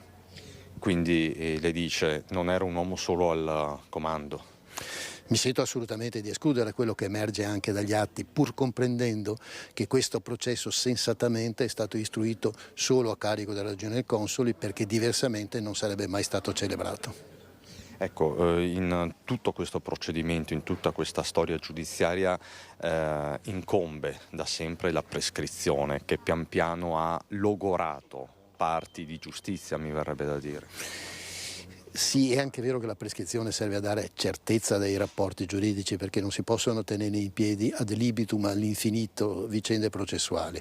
Nel caso di specie i reati veri, a mio giudizio, sono quelli che ancora non sono emersi, ovvero, come accennavo precedentemente, il delitto di bancarotta fraudolenta, in relazione al quale il termine prescrizionale partirà dal giugno del 2017 e andrà a finire alla fine del 2030, quindi il tempo per celebrare 3 gradi di giudizio vi è assolutamente. Però qui serve un impulso. Ma l'impulso presuppone un dato, ovvero sia che la Corte di Cassazione accerti definitivamente la dichiarazione, lo stato di insolvenza della banca. Sono stati celebrati 2 gradi di giudizio in Tribunale Treviso e in Corte d'Appello di Venezia, entrambi i giudici di merito hanno concluso in questo senso. Vi è motivo da ritenere che la Cassazione non sconvolgerà le precedenti decisioni, ma sino a quando la sentenza non vi è, per così dire, rimane tutto ancora in sospeso. Quindi dopo solo questo passaggio, dopo la pronuncia della Cassazione, solo in quel caso si potrà procedere per bancarotta fraudolenta. Allora, è corretto ritenere che questa sia la modalità più opportuna, ancorché un'iscrizione di una o più persone nel registro degli indagati sarebbe possibile già oggi. E io non posso escludere che sia già avvenuta. Non si può escludere? No, non mi sento di escluderlo.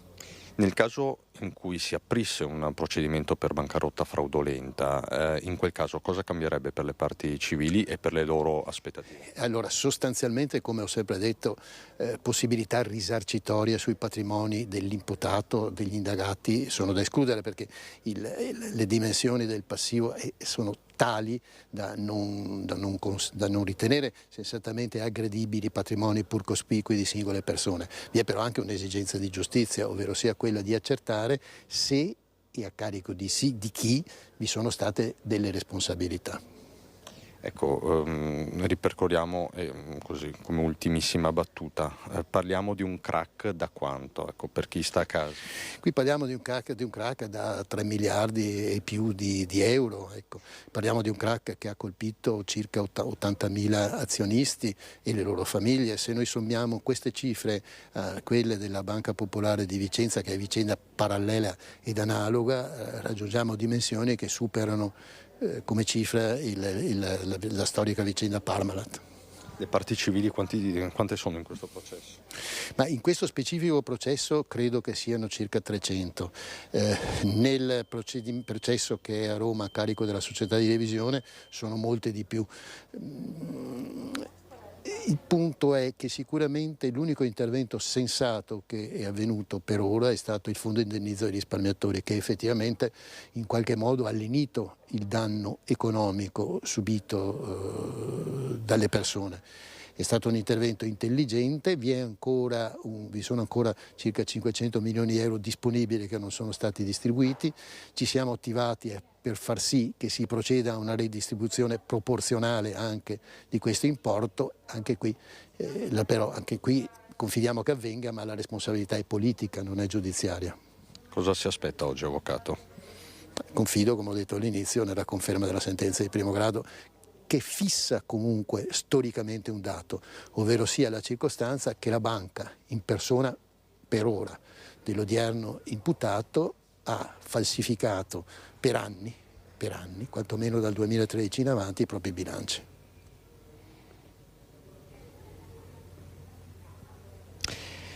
Ecco Daniela, queste le parole dell'avvocato di parte civile, uno dei principali avvocati di parte civile, Luigi Fadalti. Staremo a vedere cosa dirà fra poco il collegio giudicante qui in aula bunker, appunto vi ripeto, deve essere il Tribunale d'Appello a pronunciarsi questo pomeriggio in forma collegiale, quindi parliamo di Corte d'Assise e d'Appello, ma si tratta soltanto di un tassello in un mosaico giudiziario, non solo giudiziario processuale, molto complesso. In tribunale a Treviso, ti ricordo Daniela, è in corso un procedimento sempre nei confronti di consoli e non soltanto per associazione a delinquere finalizzata alla truffa, un reato ben più grave, però questo procedimento sta procedendo su un binario forse morto, anche qui incombe la prescrizione, ma l'avvocato Fadalti ha detto una cosa molto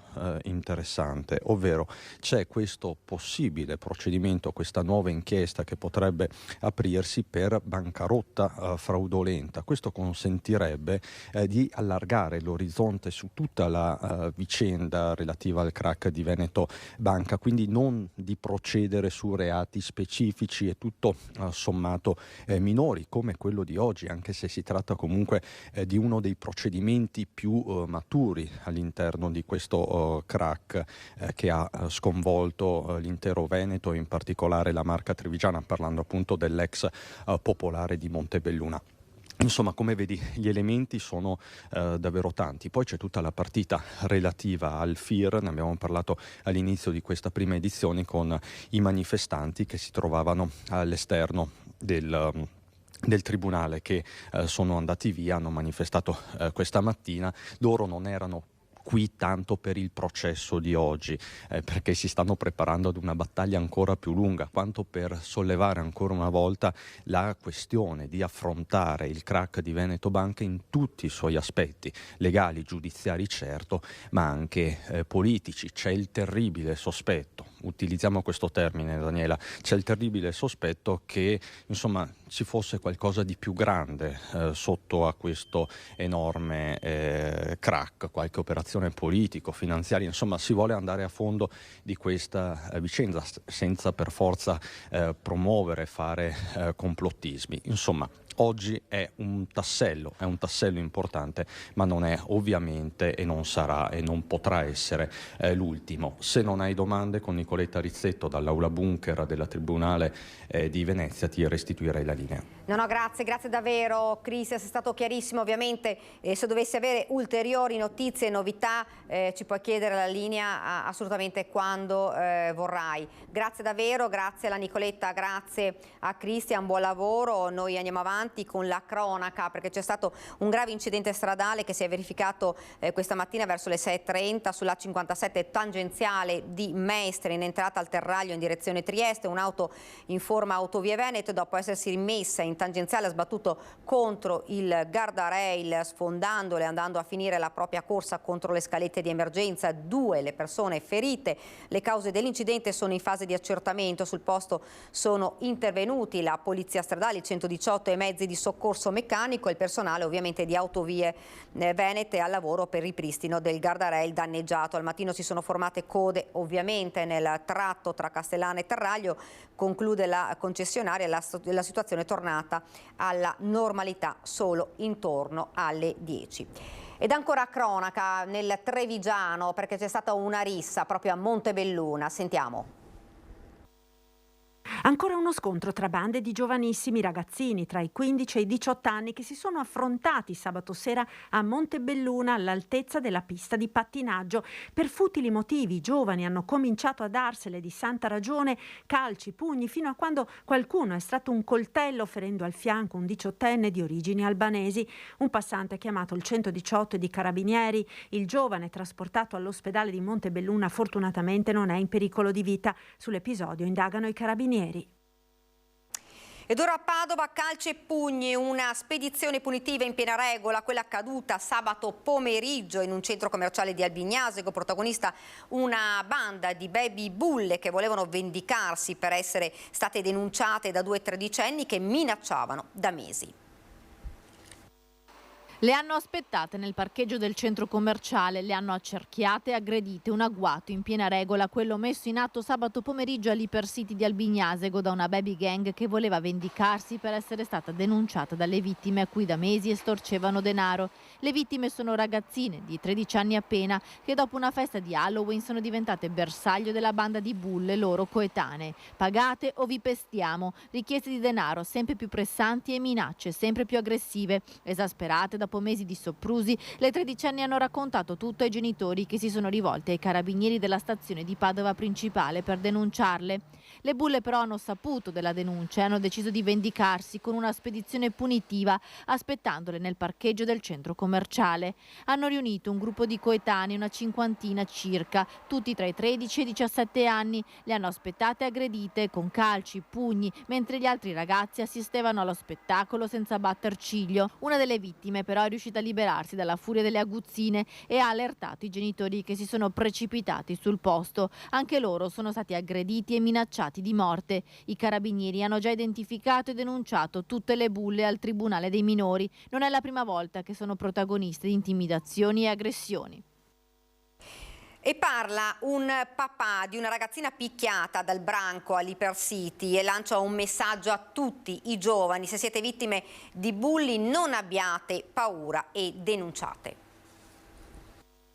È stata schiaffeggiata da lei e da un'altra ragazza, tenuta la bocca chiusa, umiliata, la cosa più brutta, umiliata davanti a 30-40 coetanei. Le parole del papà di una delle ragazzine brutalmente aggredite sabato nel parcheggio del centro commerciale Hypercity di Albignasego dal branco di baby bulle. La figlia è ancora terrorizzata, fa fatica a dormire di notte. Da mesi viveva in costante tensione per colpa di questa banda di coetanee che la minacciavano chiedendo soldi. Un'escalation di minacce e ritorsioni. Sono arrivata appunto 2 o 3 settimane fa che non ce l'hanno fatta più perché o pagavano, anche bloccandole sui vari social e non frequentando più le zone dove sapevano di trovare queste ragazze, e hanno deciso di raccontarlo ai genitori, a che siamo andati a fare la denuncia ai carabinieri per estorsione. Dopo aver saputo della denuncia, la banda di baby bulle è passata all'attacco. Hanno fatto un'imboscata, un vero e proprio agguato, praticamente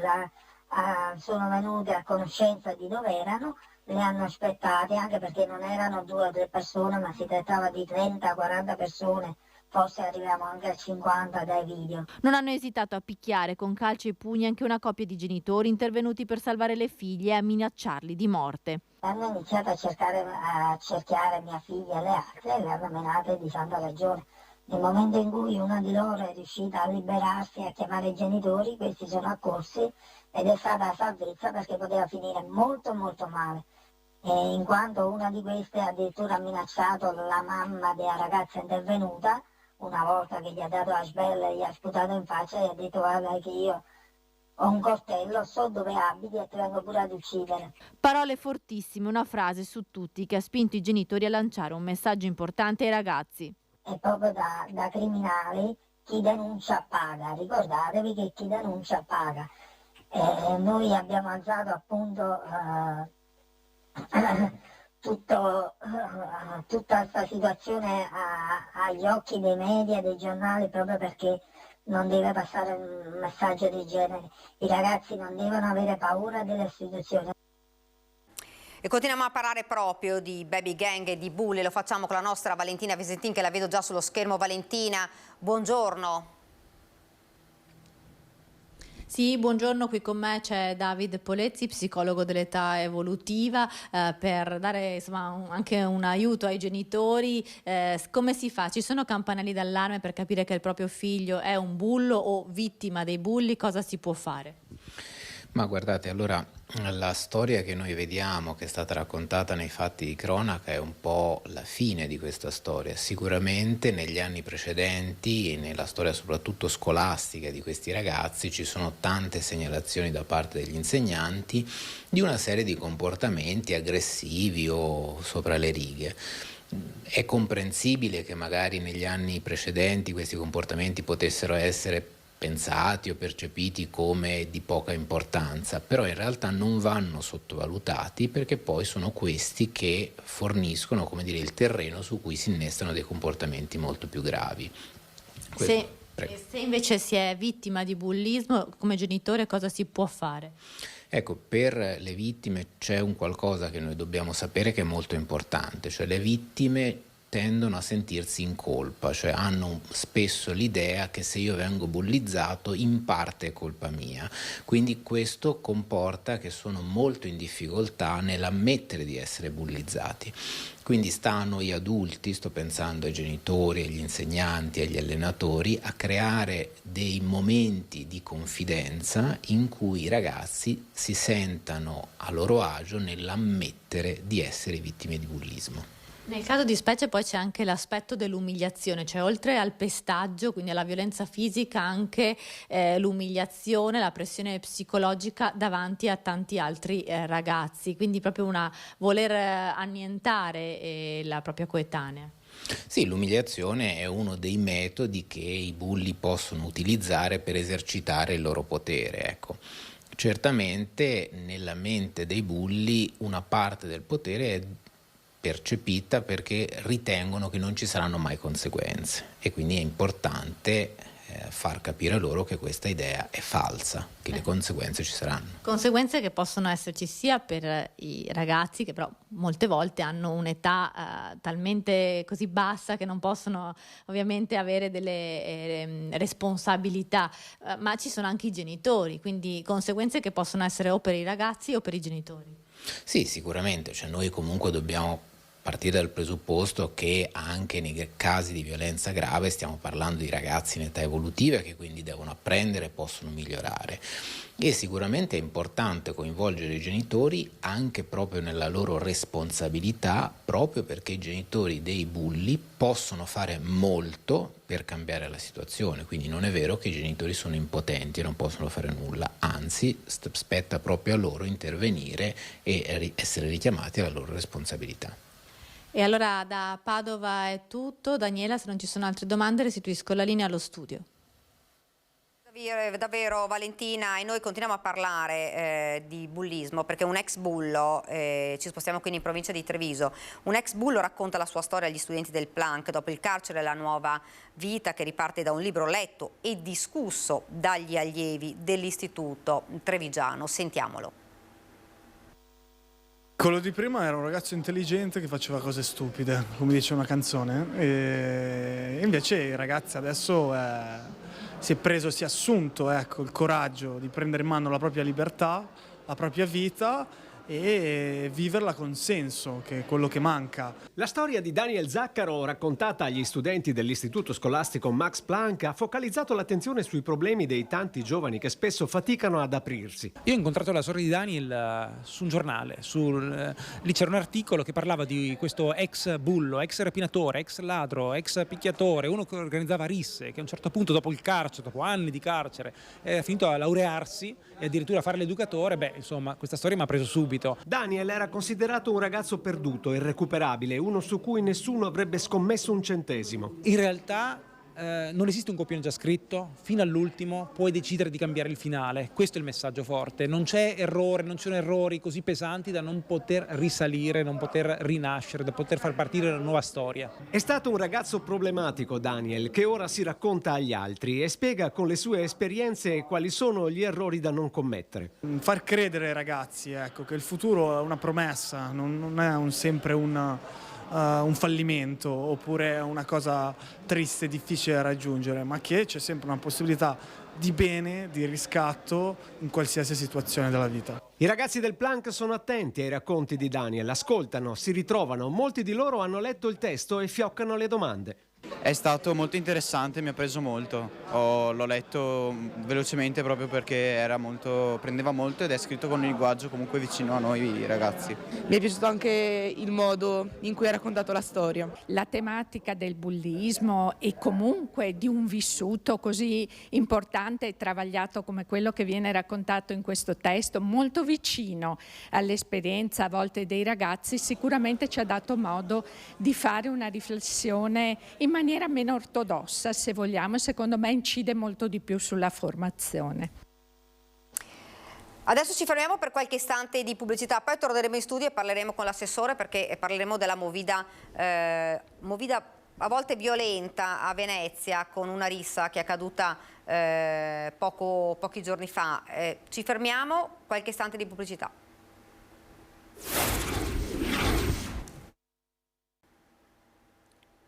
Siamo tornati nuovamente in studio, come vi avevo anticipato siamo ora a Venezia dove tra sabato e domenica c'è stata una rissa in un campo, sono spuntati anche dei coltelli, ne parliamo insieme a Sebastiano Costalonga che è assessore del Comune di Venezia, buongiorno. Buongiorno telespettatori. Buongiorno, dunque assessore, insomma abbiamo visto una problematica che insomma abbiamo già vissuto a volte nei campi di Venezia, dove la movida però poi scatena delle situazioni che sono preoccupanti, delle risse, abbiamo visto anche con dei coltelli, e insomma anche un po' l'esasperazione dei cittadini. Beh, questo secondo me è più un tentato omicidio, perché questa cosa che è successa non è una rissa tra avventori, perché magari avevano bevuto di più. Chi è stato colpito è stato... Sì, è più grave, perché chi è stato colpito è stato un ragazzo di un'agenzia specializzata, un lavoratore, un professionista, che faceva il suo lavoro come noi abbiamo chiesto alle attività che lavorano diciamo nella movida. Abbiamo chiesto di aumentare quello che è il controllo e la sicurezza dei propri locali per evitare situazioni spiacevoli. E lui ha fatto il suo lavoro cercando di lasciare fuori, diciamo, dall'attività, e cercare di calmare queste persone, che sono persone conosciute, che sono i soliti che spacciano, che sono violenti, che creano problemi. E questo rifiuto da parte di questo lavoratore di far entrare a consumare a queste persone ha ricevuto delle coltellate alla schiena. Io qui ho una foto, guardate, ve la faccio vedere, perché se si riesce a vedere, cioè, questo ragazzo veramente ha rischiato la vita. Qui non si parla più di movida o bullismo, qua ci sono veramente dei delinquenti che devono essere presi, arrestati, e quindi l'intervento della forza pubblica è importante. Poi sicuramente io credo che a questo punto ci devono essere perquisizioni, perché continuano a spuntare fuori questi coltelli, quindi bisogna cercare di intervenire prima con queste persone e una volta presi inasprire anche le pene. Dobbiamo poi, questi ragazzi sembrerebbero dell'est, comunque fanno parte dei paesi comunitari, quindi si possono sicuramente fare gli accordi con questi paesi, ci sono, per scontare le pene una volta condannati, le pene nel proprio paese, ma in maniera vera, però non come già sappiamo è capitato, una volta arrivati lì nel paese li lasciano liberi e poi magari ci ritornano di nuovo in Italia, e noi continuiamo magari a pagare diciamo l'obolo a questo paese. E soprattutto, se sono invece clandestini, che sia il modo più veloce, e lo Stato deve intervenire per rimpatriare queste persone, perché questi sono criminali. Ecco, lei ha detto due cose importanti: più controlli da parte delle forze dell'ordine e inasprimento della pena, una delle questioni insomma che penso si stia discutendo davvero da tantissimo tempo. E come comune, come amministrazione, pensate di fare qualcosa? Abbiamo sentito anche insomma i cittadini che sono un po' impauriti e anche esasperati, perché questo è un tentato omicidio, insomma come ci diceva lei, più che un'aggressione è veramente un reato ben più grave, però insomma della movida di problematiche che ci sono state, ce ne sono state davvero diverse nel tempo. Beh, noi come Polizia Municipale, il collega che si occupa appunto della polizia sta facendo un gran lavoro, e nei periodi, giorni, diciamo, quando è il momento del sabato, la domenica, il sabato, il venerdì e il sabato, ci sono delle pattuglie che stanno intensificando i controlli, però è logico che non possiamo fare uno stato di polizia. Poi, ripeto, queste persone sono conosciute, quindi si può intervenire. Si deve intervenire, lo può fare la forza pubblica, la polizia municipale sicuramente può fare qualcosa, ma è logico che la responsabilità maggiore deve essere un intervento forte da parte dei carabinieri, della polizia di Stato. Ma la cosa che continua a creare problemi è, e speriamo, tutti confidiamo in Nordio, nel ministro Nordio, nella legge, nell'intervenire nella legge, perché queste persone fanno spaccio, fanno quello che vogliono, vengono presi e rilasciati il giorno dopo. Non va bene assolutamente, la gente ha paura. Io fra un po' avrò anche, per dire, un figlio che fra un po' sarà frequentatore di queste attività, perché è adolescente ma fa presto arrivare all'età maggiorenne. E la paura ce l'ho anch'io come padre di famiglia, perché se queste persone possono girare tranquille con i coltelli per la città, e vediamo che queste cose qui accadono non solo a Venezia, accadono in tutto il nostro territorio italiano, e quindi per forza dobbiamo prendere le giuste precauzioni per evitare tutto ciò. La parte più importante è quella, appunto, secondo me, di intervenire sulla legge, modificarla e fare in modo che le pene siano inasprite e soprattutto che vengano la sicurezza, che vengono poi messi dove dovevano stare, nella galera. Assessore, poi mi viene a questo punto la domanda: che cosa pensa della legge Cartabia? Ha già capito, non serve che lo spieghi. Confido veramente in Nordio, che è persona saggia, che conosciamo e che farà il suo lavoro. Quello che ci auguriamo è che lo faccia il più veloce possibile, insomma, questo assolutamente.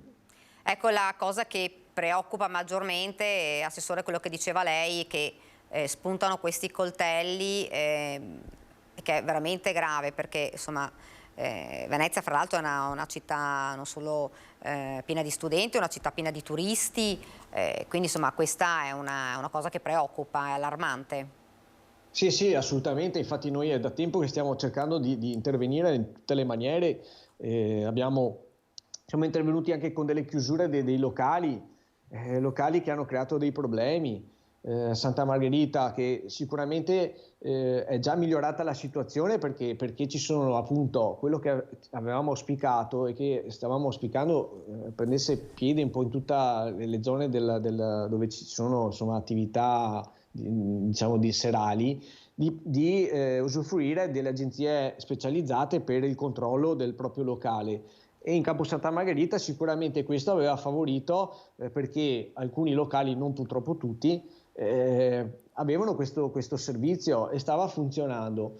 Altre attività che invece se ne fregavano assolutamente del nostro appello e del regolamento nostro comunale, si sono visti la chiusura del proprio locale, chiusure anticipate, come abbiamo fatto in questi giorni, dei locali che vendevano bottiglie di birra, di vino, di super alcolici, e non potevano farlo. Siamo arrivati lì e li abbiamo chiusi. Chiudono alle 9 della sera, queste attività vengono chiuse. Queste attività stanno facendo ricorso al TAR per la chiusura. Ci auguriamo che il TAR, insomma, chi dovrà decidere, decida nella strada giusta, perché altrimenti noi non abbiamo forza. Tra le altre cose, come via Piave, che Mestre è una zona un po' più difficoltosa, più difficile, anche lì noi possiamo intervenire con ordinanze sindacali del sindaco, con chiusure o cose del genere, però sono di breve termine, devono essere contingentate, devono essere massimo 6 mesi, cioè dobbiamo intervenire anche sulla legge nazionale, quello che sto tentando di spiegare, anche sto provando, la mia sponda ce l'ho nella Lega, appunto ho parlato spesso con Matteo Salvini di questa cosa. La liberalizzazione del mercato con la legge Bersani ha provocato degli effetti magari positivi, ma tanti negativi, come quello, appunto, di quello che sta accadendo in certe aree difficili, dove noi non possiamo prevedere di inserire delle norme che vadano a limitare certe aperture, perché un fruttivendolo, la dico così, che resta aperto fino alle 5-6 del mattino, non ha senso. E lì cosa succede? Che il fruttivendolo vende bibite, alcolici, ed è un punto di ritrovo di spacciatori e gente che vuole fare solo danni nel nostro territorio. Quindi anche lì riuscire a intervenire con una chiusura anticipata dovrebbe essere non una cosa così straordinaria che può fare il sindaco solo per tot tempo, ma potrebbe essere una cosa che può essere strutturale fino a che non abbiamo risolto il problema. Assessorino, le ho chiesto come sta il giovane che è rimasto ferito. Lei ha... No, infatti, io tra l'altro l'azienda la conosco bene, ho sentito ieri il responsabile e mi dice che il ragazzo sta bene, perché appunto fortunatamente il colpo che ha ricevuto, che veramente, se vi ho fatto vedere la foto, era molto rischioso, perché poteva rimanere veramente paralizzato o anche qualcos'altro. penso che nei prossimi giorni andrò a trovarlo questo ragazzo, perché veramente 25 anni e ricevere è assurdo, cioè lavorare va bene, morire per lavorare non va bene assolutamente. E io anche per i miei trascorsi da sindacalista non può essere una cosa del genere. Dobbiamo garantire alle persone di lavorare in sicurezza, dobbiamo garantire alle attività produttive che investono sul nostro territorio quella tranquillità, quella sicurezza di poter lavorare in serenità. Assessore, la ringrazio davvero. Grazie a voi, grazie. Grazie Assessore, grazie e buon lavoro. Noi andiamo avanti e parliamo di una direttiva dell'Unione Europea che continua a far discutere sull'efficientamento degli edifici maggiormente energivori. Costi e tempistiche preoccupano davvero cittadini ed imprese. Il patrimonio immobiliare in Veneto conta 1.180.000 abitazioni, 760.000 quelle maggiormente energivore, che si trovano cioè nelle ultime 3 classi energetiche e che, stando alla direttiva proposta dall'Unione Europea, entro 7 anni dovrebbero essere ristrutturate per un migliore efficientamento. Per rientrare in questo tipo di riqualificazione che l'Unione Europea ci chiede, in 7 anni noi dovremmo essere in grado di restaurare circa 300 edifici al giorno. È chiaro che sarà impossibile da un punto di vista oggettivo poterlo fare e sarà, ahimè, ancora più difficile poterlo realizzare perché mancheranno anche i soldi da parte dei nostri committenti affinché questo succeda. Se per restaurare un appartamento i costi vanno dai 4 ai 700 euro al metro quadro, i conti sono presto fatti. Un appartamento di 100 metri quadrati ha un costo che può variare dai 40 ai 70 mila euro e sicuramente non è cosa alla portata di tutti. L'auspicio di ANCE Veneto è che si rimetta mano alla direttiva tenendo conto delle tempistiche e dei costi necessari per attuarla, senza dimenticare, spiega il presidente Ghiotti, che l'Italia ha caratteristiche diverse rispetto agli altri paesi europei, dove la gran parte degli edifici sono di proprietà di grosse aziende immobiliari in grado di assorbire economicamente le spese, ricordando poi che il nostro paese è caratterizzato da piccoli borghi con strutture di rilevanza storica. Certo è, conclude il numero 1 dei costruttori veneti, che è assolutamente necessario un passaggio culturale e una riqualificazione del nostro territorio. Case che consumano per esempio il 60% dell'energia che procuriamo, fabbricati che emettono il 21% di CO2 e parliamo del 64% di polveri sottili in atmosfera. Le nostre case sono dei motori a gasolio accesi dalla mattina alla sera. Ed ora invece ci spostiamo a Vicenza perché la vedo nello schermo, la nostra Luisa Bertini che parla con Andrea Nardin. Luisa, buongiorno. Sì, buongiorno a voi, buongiorno ai nostri telespettatori. Sono in compagnia di Andrea Nardin, neoeletto presidente della provincia con il 60% delle preferenze. I votanti, quindi consiglieri, sindaci, amministratori, in tutto sono stati 1245, 764 i voti a favore di Andrea Nardin, sindaco di Montegalda, e 471 per Nicola Ferronato, sindaco di Caldogno. Ecco, il primo commento che lei ha fatto è un richiamo un po' all'unità. Sì, credo che la cosa importante ora sia continuare con la Casa dei Comuni, ringraziare i tantissimi amministratori, consiglieri, sindaci, sia quelli dei piccoli comuni sia quelli delle grandi città, e la grande voglia di tutti noi di continuare con questo laboratorio che è stato la Casa dei Comuni delle ultime 2 presidenze, quindi poter continuare con questo percorso. Ecco, gli obiettivi e i primi passi. Credo che i primi obiettivi siano necessariamente quelli di un confronto costruttivo con i consiglieri provinciali per portare avanti nel minor tempo possibile quelle che sono le opere, i progetti già programmati e soprattutto continuare con loro, programmare con loro quelle che sono le nuove progettualità, i nuovi obiettivi che la provincia si deve dare alla luce delle molte competenze e delle molte risorse che comunque ha. Ecco, lei guiderà l'ente per i prossimi 4 anni, però è in vista anche una riforma, che cosa ne pensa? Io credo che indipendentemente dalla riforma che è in corso a Roma e però di cui non si hanno tempi certi, sia mio dovere, mio impegno poter iniziare una programmazione di medio e lungo periodo e lavorare nell'interesse dei cittadini della provincia di Vicenza, dei sindaci, dei colleghi consiglieri, amministratori che mi hanno delegato questo compito. E a proposito dell'elezione diretta dei cittadini dell'ente? Credo che il vero tema non sia tanto l'elezione diretta dei cittadini o, come in questo caso, un'elezione di secondo livello, ma il tema vero siano le competenze che in qualche modo dovevano essere delegate o alla Regione o invece ai grandi comuni e invece sono rimasti in capo alla provincia. Questo riconosce l'importanza di queste competenze, di queste funzioni alla provincia stessa e quindi è compito mio ora valorizzare e fare in modo che possano essere portatrici di un risultato per le tante amministrazioni della provincia di Vicenza. Io ringrazio Andrea Nardin e ricordo un ultimo dato, quello sull'affluenza alle provinciali di ieri, che è stata molto alta, pari all'82,44%.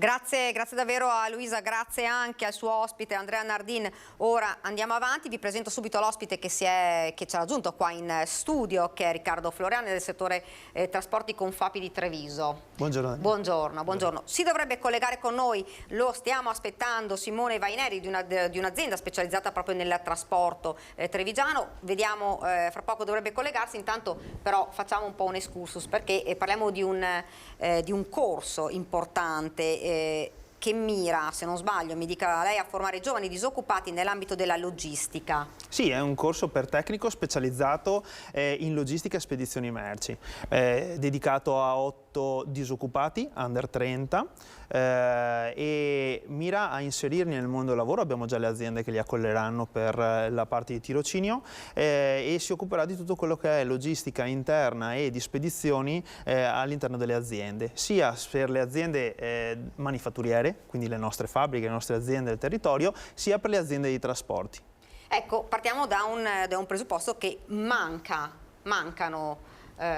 questa manodopera. Purtroppo sì, manca manodopera, anche inteso come personale proprio che si metta in gioco nel imparare quei mestieri di una volta che adesso i giovani sono poco avvezzi a intraprendere questi percorsi, ma manca anche una specializzazione importante su quelli che sono questi temi. Le nostre aziende stanno attraversando un momento molto difficile con il caro energia, con la mancanza delle materie prime, insomma ci sono molti motivi per cui le aziende stanno attraversando veramente un momento difficile e sempre di più quindi ci sono dei settori all'interno delle aziende che diventano delle leve, dei cardini per migliorare e per essere più competitivi nel mondo del lavoro di oggigiorno, e uno di questi settori è la logistica, sia proprio intesa come logistica interna di magazzino, un valore aggiunto che si può creare all'interno dell'azienda, sia come spedizione delle merci. La scuso perché mi sa che abbiamo collegato però telefonicamente Simone Vaineri. Buongiorno. Sì, buongiorno a tutti. Buongiorno. Io arrivo subito da lei immediatamente e intanto finiamo di parlare con Florian, perché io volevo anche chiedere una cosa: perché i giovani non si avvicinano? Ma allora, la mancanza di giovani tra la fascia 20-30 anni è abbastanza risaputo che ci sia questa mancanza. Un po' è per effetto dell'università, che chiaramente li porta a studiare fino a 25, 27, 30 anni a volte, no? Un po' forse perché non c'è un ottimo collegamento tra quella che è la domanda e l'offerta, tra le nostre aziende, il nostro territorio e i giovani che si devono approcciare a questi tipi di lavoro.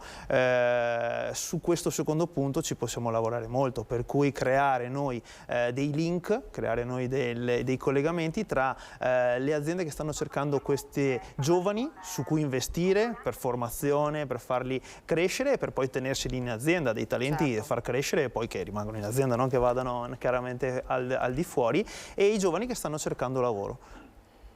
Che è importante perché sono anche tanti, fra l'altro. Sì, sappiamo che ci sono persone a casa, sappiamo che ci sono giovani che sono a casa, e sappiamo dall'altra parte che le aziende le stanno cercando. Quindi insomma si tratta di riuscire a metterli... Un punto d'incontro. Che non è semplice, sembra banale, ma non è assolutamente semplice. No, assolutamente. Vaineri, una manodopera che manca. Esatto. Sì, diciamo che è una manodopera che manca, sicuramente quello che sta dicendo Riccardo è tutto corretto. Oggi secondo me il settore della logistica è un settore che sta trainando molto i nostri mercati, perché comunque effettivamente le merci si spostano e avere personale qualificato è effettivamente la cosa che manca a noi aziende di trasporto che comunque bene o male operiamo nei settori e ci sono sempre 1000 leggi, 1000 regole da dover mettere in pratica, per cui serve assolutamente professionalità. Benvengano questi corsi, benvengano queste azioni in modo tale da inserire appunto dei giovani in questo settore che comunque dall'esperienza mia personale, io ho tanti ragazzi giovani in azienda di 20, 22, 25 anni, quindi non è del tutto vero che non c'è un avvicinamento a questo mondo. Bisogna, secondo me, farlo conoscere un po' meglio. Senta, mi diceva che questo è un settore che va bene, però che sta soffrendo dei rincari del carburante. Assolutamente sì, è un settore che lavora, sicuramente è un settore che lavora perché come appena detto, insomma, le merci vanno spostate. Questi rincari assurdi e smodati non fanno bene a nessuno, non fanno bene né a noi che siamo parte integrante di questo lavoro, ma neanche all'utente finale, perché comunque gli aumenti sono abbastanza importanti, soprattutto da un anno e mezzo a questa parte. Ecco, come state affrontando questa situazione? Cerchiamo di fare del nostro meglio per impattare il meno possibile nell'economia delle famiglie, però obiettivamente è pesante un po' per tutti. Gli aumenti secondo me rispetto all'anno scorso sono del 7-10% circa, per cui non comprendo perché nessuno ancora non abbia preso mano a delle decisioni che possono dare ai nostri dipendenti, a chi vive la quotidianità, una mano a livello proprio di buste paghe. Cioè, mancherebbe un 20% anche per loro, secondo me. È un indotto che deve cambiare. Ecco, fra l'altro abbiamo sentito anche i benzinai quando avevano indetto lo sciopero e quando era scattato lo sciopero che non c'è proprio una luce di un ribasso in questo momento del carburante, anzi, ho visto stamattina che anche sta salendo ancora, per cui di conseguenza non lo so. Qua penso che siano delle regole un po' più alte rispetto ai nostri pensieri, perché credo che le compagnie petrolifere stiano un po' abusando di questa cosa, perché i gestori guadagnano poco, chi lo compra a Marghera guadagna poco. Ci sarà qualcuno che guadagna tanto su sta roba? Senta, tornando al corso, perché comunque diceva i giovani ci sono, bisogna insomma un po' avvicinarli a questo settore.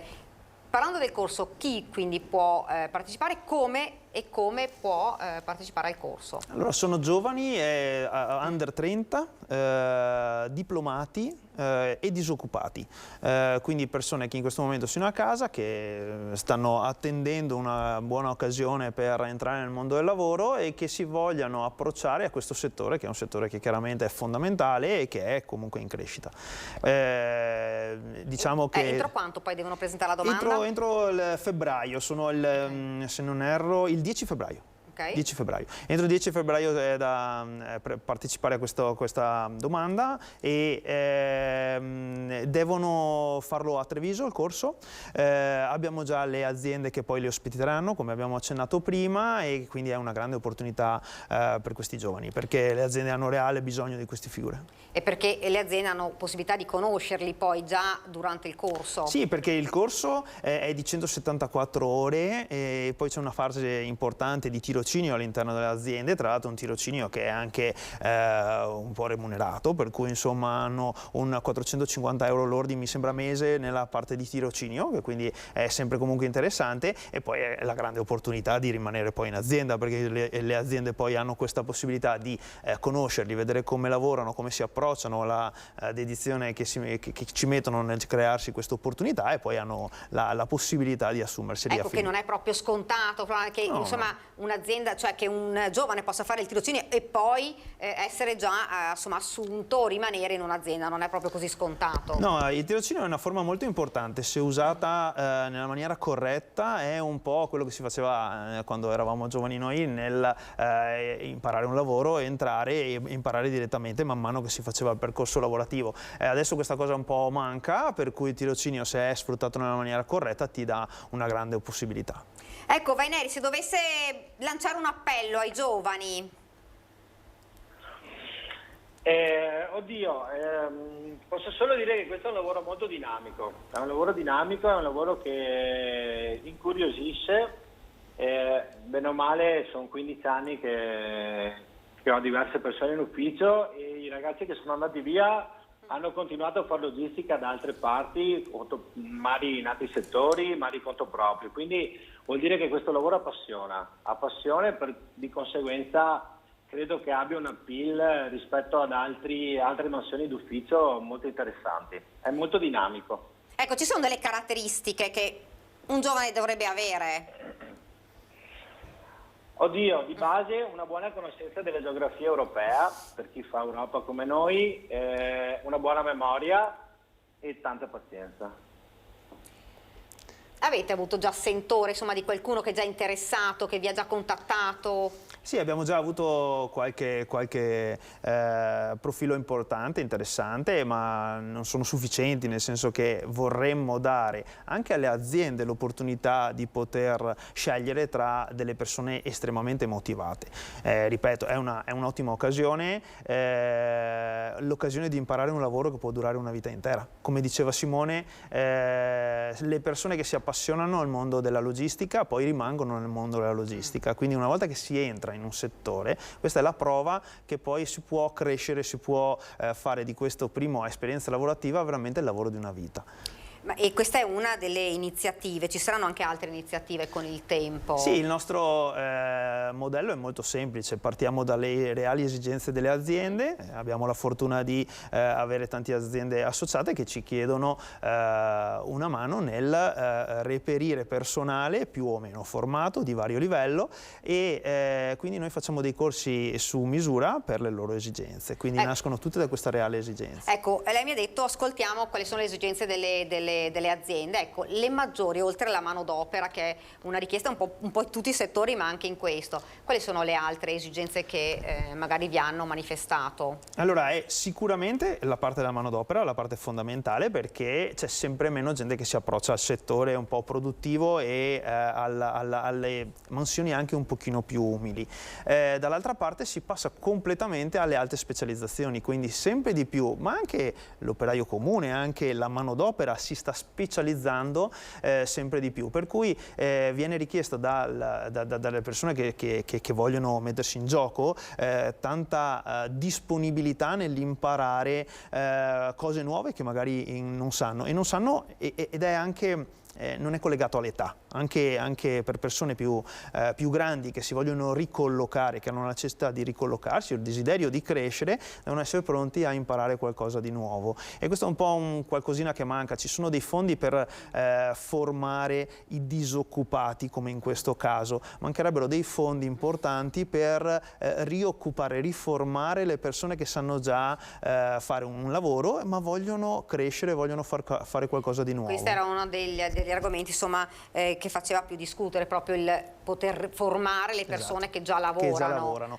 È molto più semplice, anche noi nelle nostre aziende tendenzialmente inseriamo qualcuno più junior nella parte diciamo così della filiera, la parte un pochino più bassa, e poi man mano le persone fanno una scalata. È molto difficile inserirle direttamente a un livello importante, per cui è fondamentale che la gente parta da giovane a entrare nel mondo del lavoro e che cresca ogni anno, che è anche un po' quello che si è sempre fatto, insomma.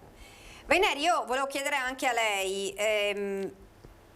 tornando a parlare dei rincari del carburante, se la situazione non dovesse insomma migliorare, ma anzi come ha detto lei anche oggi si è vista un ulteriore aumento, che cosa può accadere in un settore importante come strategico come il vostro? Allora, il carburante per noi è chiaramente ha un impatto molto importante nei nostri costi, è quasi un 30% del nostro fatturato, se non di più. Di conseguenza sono stati programmati degli scioperi per molto meno tempo addietro. Credo che possa verificarsi qualcosa del genere andando avanti così. Quindi il rischio è quello di uno sciopero? Potrebbe esserci un rischio di un fermo nazionale per questi rincari qua. Adesso al momento non ne stanno parlando perché alla fine comunque stiamo cercando di ribaltare il costo dell'eccessivo aumento alle aziende che ci commissionano i trasporti. Però secondo me è un cerchio che si stringe sempre di più fondamentalmente, cioè da qualche parte vai a soffocare qualcosa, o vai a soffocare la produttività o vai a soffocare la richiesta, per cui non la vedo non vedo delle grosse soluzioni in merito, ecco. Ecco, che cosa comporterebbe, Florian, un blocco nazionale di un settore, come dicevo prima, che è un settore strategico questo? Lo abbiamo visto in quelle poche occasioni dove c'è stato uno sciopero sensato e che ha portato dei frutti. Si parallelizzerebbe l'Italia in tempo 2 o 3 giorni, no? Non abbiamo assolutamente autonomia.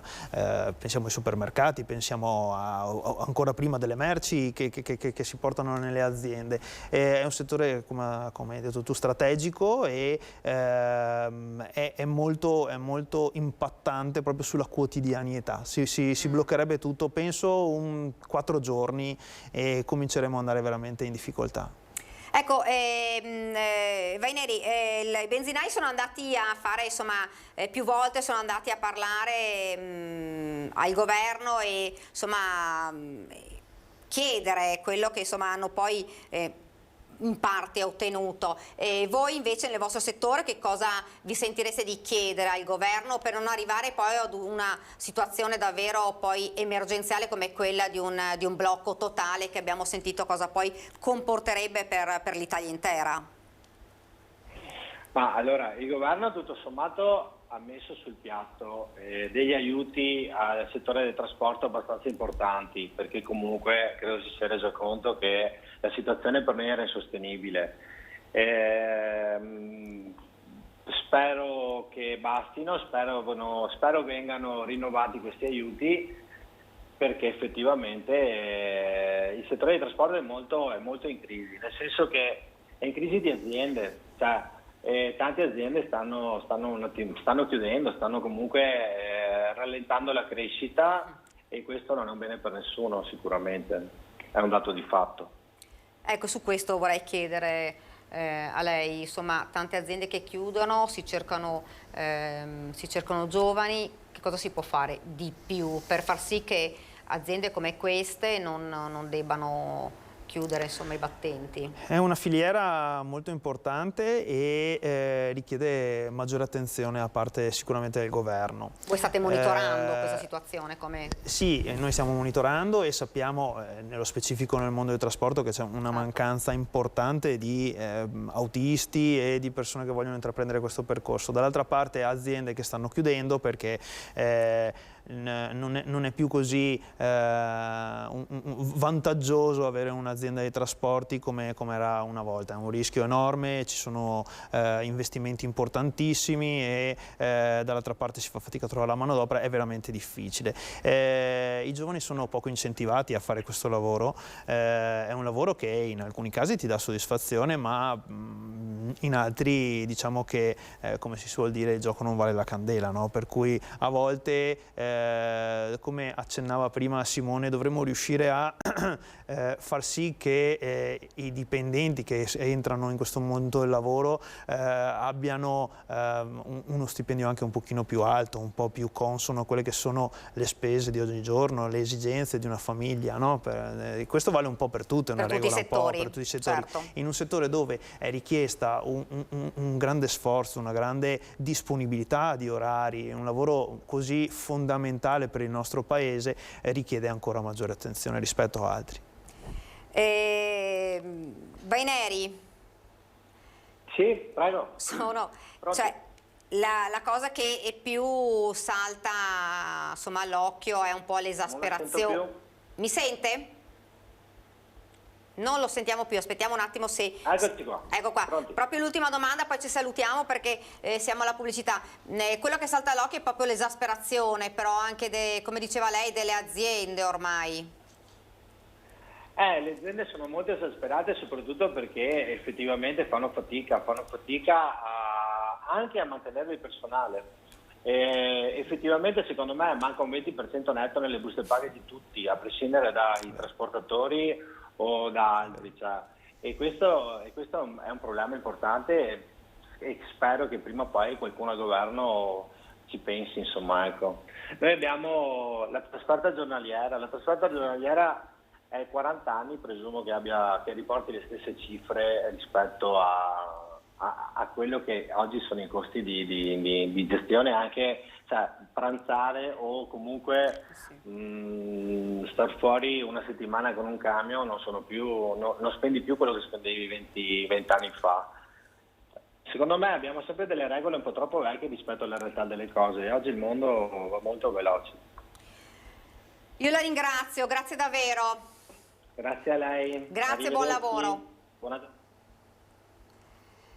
Insomma, siamo arrivati un po' al termine.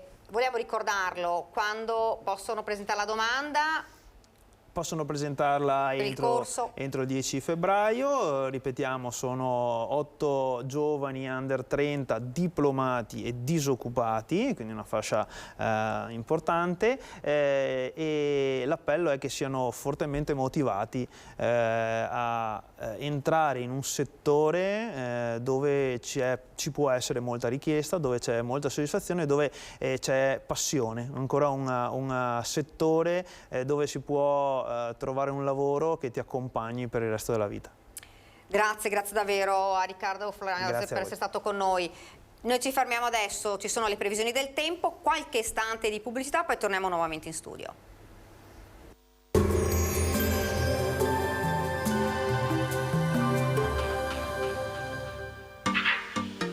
Tremonti, attrezzature e materiale per saldatura professionale a Montebelluna. Bentrovati al meteo. La tendenza per l'inizio della settimana mette in luce una situazione buona grazie alla presenza dell'alta pressione. Il dettaglio di lunedì 30 gennaio. Sul Veneto tanto sole con cielo sereno o poco nuvoloso, salvo iniziali nebbie sparse in pianura, ampie schiarite a seguire. Il pericolo di valanghe sulle Dolomiti rimarrà invariato e continuerà ad essere di grado 3, ovvero marcato. Temperature in calo, minime sotto zero praticamente ovunque, massime tra 2 e 6 gradi. Spostiamoci ora sul Friuli Venezia Giulia. Anche in questo caso sarà soleggiato, con cielo poco nuvoloso e con una maggiore nuvolosità localizzata sulla fascia orientale della regione e sulla zona montana, specie al confine con l'Austria. Temperature minime tra -1 e -3 gradi, massime sui 4-6 gradi all'incirca. Infine ci spostiamo sul Trentino Alto Adige, dove la giornata inizierà con il sole. Con il passare delle ore sui settori più settentrionali si formeranno degli annuvolamenti con anche delle nevicate. Temperature minime intorno a -1, -2 gradi, massime sugli 8-9 gradi. Dal meteo di Antenna 3 per ora è tutto, grazie per l'attenzione, arrivederci.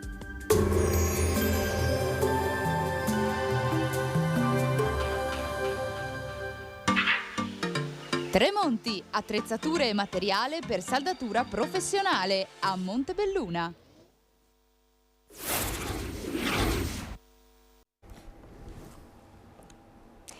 Siamo tornati nuovamente in studio ed ora vi presento gli ospiti che ci hanno raggiunto qui. Intanto partiamo da Claudio Borgia, Fratelli d'Italia, buongiorno. Buongiorno, grazie per l'invito. E Beppe Mauro del Terzo Polo, buongiorno. Buongiorno. Dovrebbe essersi collegato, vediamo se si sono collegati con noi, Alessandro Manera della Lega, lo vedo, buongiorno.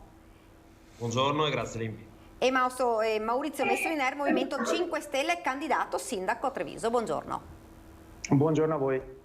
Beh, partiamo con la cronaca a Montebelluna, perché c'è stata una rissa con un accoltellamento, abbiamo visto anche poi fra l'altro anche nel veneziano, insomma una situazione che preoccupa e non poco. Ma sicuramente so che il sindaco oggi è già intervenuto, nel senso che ha già sentito insomma, le forze dell'ordine, quindi il comandante dei Carabinieri e il nostro comandante della Polizia Locale. È da tempo che come amministrazione stiamo lavorando sul tema della sicurezza, purtroppo quando ci sono casi del genere è difficile, no? Come dire, un commento se non un commento negativo, perché nessuno vorrebbe nella propria città episodi del genere, però purtroppo le amministrazioni possono lavorare prevalentemente sulla prevenzione ed è quello che facciamo da anni nelle scuole con progetti educativi. Lavoriamo anche con i nostri vigili, c'è una collaborazione, una sinergia con il comando dei Carabinieri. Purtroppo se ci sono dei delinquenti che sempre più giovani fra l'altro, questo è il dato che è allarmante. Le dico, come amministrazione noi lavoriamo e spendiamo decine di migliaia di euro sul tema della prevenzione, sul tema dei comportamenti, a partire dalle scuole elementari, le scuole medie. Purtroppo però talvolta succedono episodi come questi, e voglio ricordare che insomma molto gravi, perché stiamo parlando di un accoltellamento. È ovvio che insomma è il primo e spero l'ultimo insomma negli ultimi anni. Come dicevo, il sindaco sta lavorando insieme a tutti noi, anche ai consiglieri comunali, sul tema della sicurezza. Gli strumenti però, lo dobbiamo dire, in mano agli enti locali sono veramente come dire miseri, non è che si può intervenire come dire con molti strumenti. Stiamo cercando di fare del nostro meglio, la sinergia, la collaborazione e anche ovviamente l'impegno che dimostriamo quotidianamente, però purtroppo insomma se a casa non insegnano l'educazione, non insegnano il rispetto, non insegnano che episodi del genere non bisogna neanche lontanamente farli, insomma non è possibile, non è consentito, e soprattutto spero che chi abbia compiuto un atto del genere possa pagare caramente, ecco, questo sì. Problematiche che, Manera, non riguardano solo ovviamente Montebelluna, perché abbiamo visto da Padova a Venezia, insomma a Treviso, a Montebelluna, riguardano veramente, e quando si diceva non ci sono baby gang oppure non sono una problematica sentita, in realtà insomma è una problematica che comincia a preoccupare non poco. Sì, preoccupa la giovane età effettivamente, e questo secondo me è legato anche un po' a un fattore sociale che questi ragazzi hanno di impunità fondamentalmente, perché guardate, non è che quando ci ricordiamo i tempi passati, lì vedo due amici, Beppe Mauro peraltro che saluto, è un po' che non lo vedo, cioè sono sempre esistiti fenomeni in cui dei giovani commettevano purtroppo delle situazioni del genere. La verità è che adesso c'è una certa forma di impunità, ma guardate, è anche nei comportamenti. A me è successo anche poco tempo fa, quando tu li rimproveri magari per strada perché buttano qualcosa per terra. Una volta si avrebbe avuto anche un certo timore quando un adulto, magari soprattutto ragazzi di 13-14 anni, ti si rivolgeva a te. Adesso non c'è, ma questo nasce da un problema di noi adulti, e probabilmente in altre, o nelle famiglie o nelle scuole, abbiamo lasciato troppo lassismo, e questo è il problema nei comportamenti normali, perché poi chiaramente i reati sono reati e lì ci sono comportamenti che vanno oltre, perché se uno poi gira armato o gira con un coltello in tasca. Però il problema, quello che lo noto veramente, ed è forse anche proprio preoccupante, è questa assoluta mancanza anche di paura nei confronti, o di timore reverenziale nei confronti degli adulti, quindi non gli puoi praticamente dire nulla. È chiaro che da là di tanti piccoli episodi se ne creano di più problematici. Io sono sicuro che tutti ci stiamo impegnando per andare nella direzione contraria. Però guardate, io continuo a dirlo, lo dico da tanto, da quando è stato tolto, lo devo dire, il servizio militare, lo dico sinceramente, anno dopo anno, secondo me, questa situazione è andata a peggiorare, perché quello era uno stacco della tua vita in cui ti insegnavano un po', secondo me, a stare al mondo. Io l'ho fatto e anche a me ha dato una bella regolata. E purtroppo questa è la situazione, quindi bisogna lavorare nelle scuole, ma soprattutto nelle famiglie.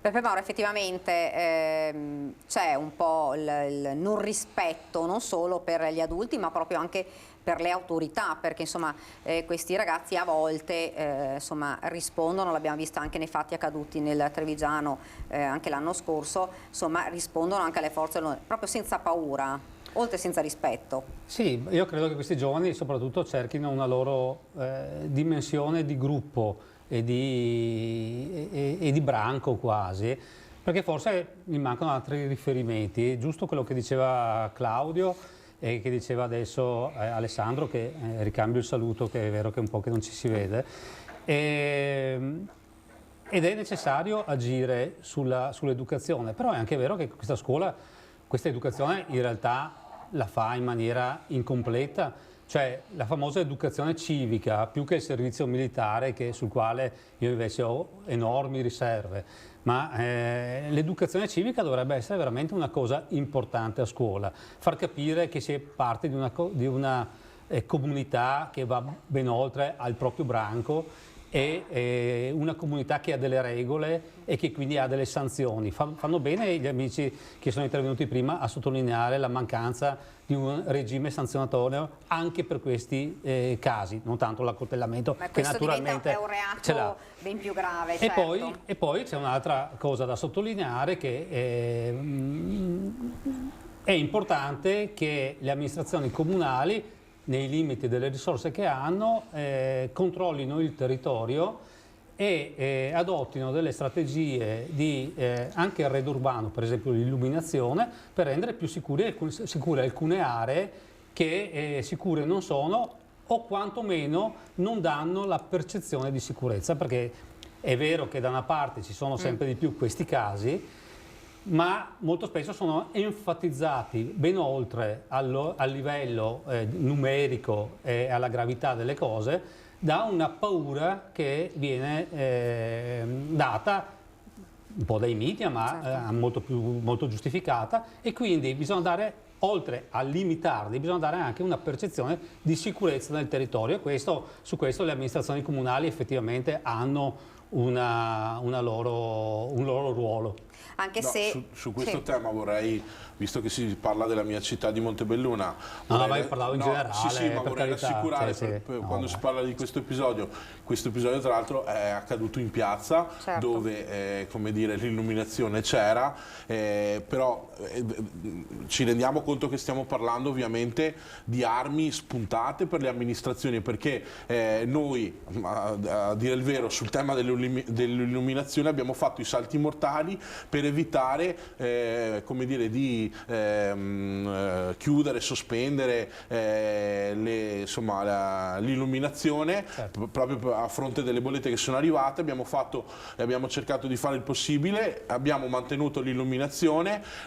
Questa però è un'arma che è sicuramente un deterrente nelle zone periferiche della città, ma poi purtroppo se uno è un delinquente, delinque a prescindere dal fatto che ci sia la luce, che non ci sia. Cioè questi l'hanno fatto in piazza, e ha ragione Alessandro, purtroppo determinati giovani, perché vorrei ricordare che questi sono una minima parte, insomma, purtroppo si sentono impuniti, ma a prescindere dal fatto che siano a Montebelluna, in tutta Italia è così. Purtroppo talvolta questi delinquenti pensano che tutto sia possibile, ed è per questo che spero vivamente che nella riforma della giustizia che sta prevedendo il ministro Nordio finalmente si metta al centro del dibattito e soprattutto di questa riforma la certezza della pena, perché reati come questi devono essere perseguiti, perché la repressione deve essere anche d'esempio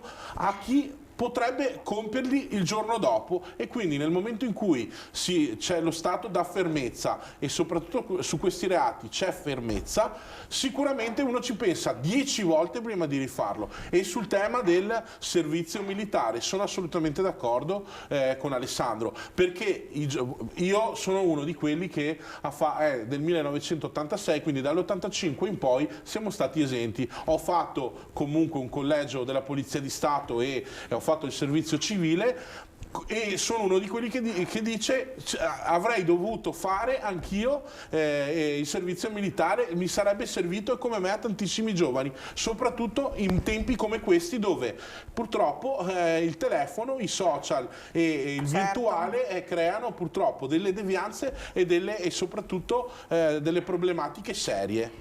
Maurizio Mestriner. Buongiorno. Buongiorno. Il problema è diffuso in tutta Italia, purtroppo. Tutte le prefetture ne sono a conoscenza, da nord a sud. Il sistema delle baby gang è diffusissimo. E capisco che i comuni abbiano le armi limitate nella gestione della repressione, perché effettivamente questo è in mano alle prefetture, alla polizia.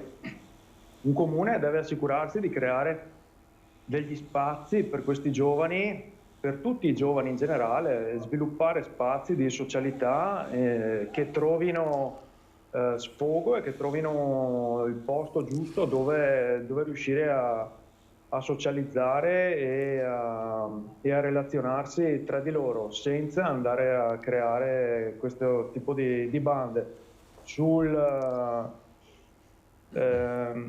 Sulla fase di fare il militare la trovo un po' così, buttare in cacciara il discorso, perché non trovo nessuna correlazione tra il comportarsi bene e non.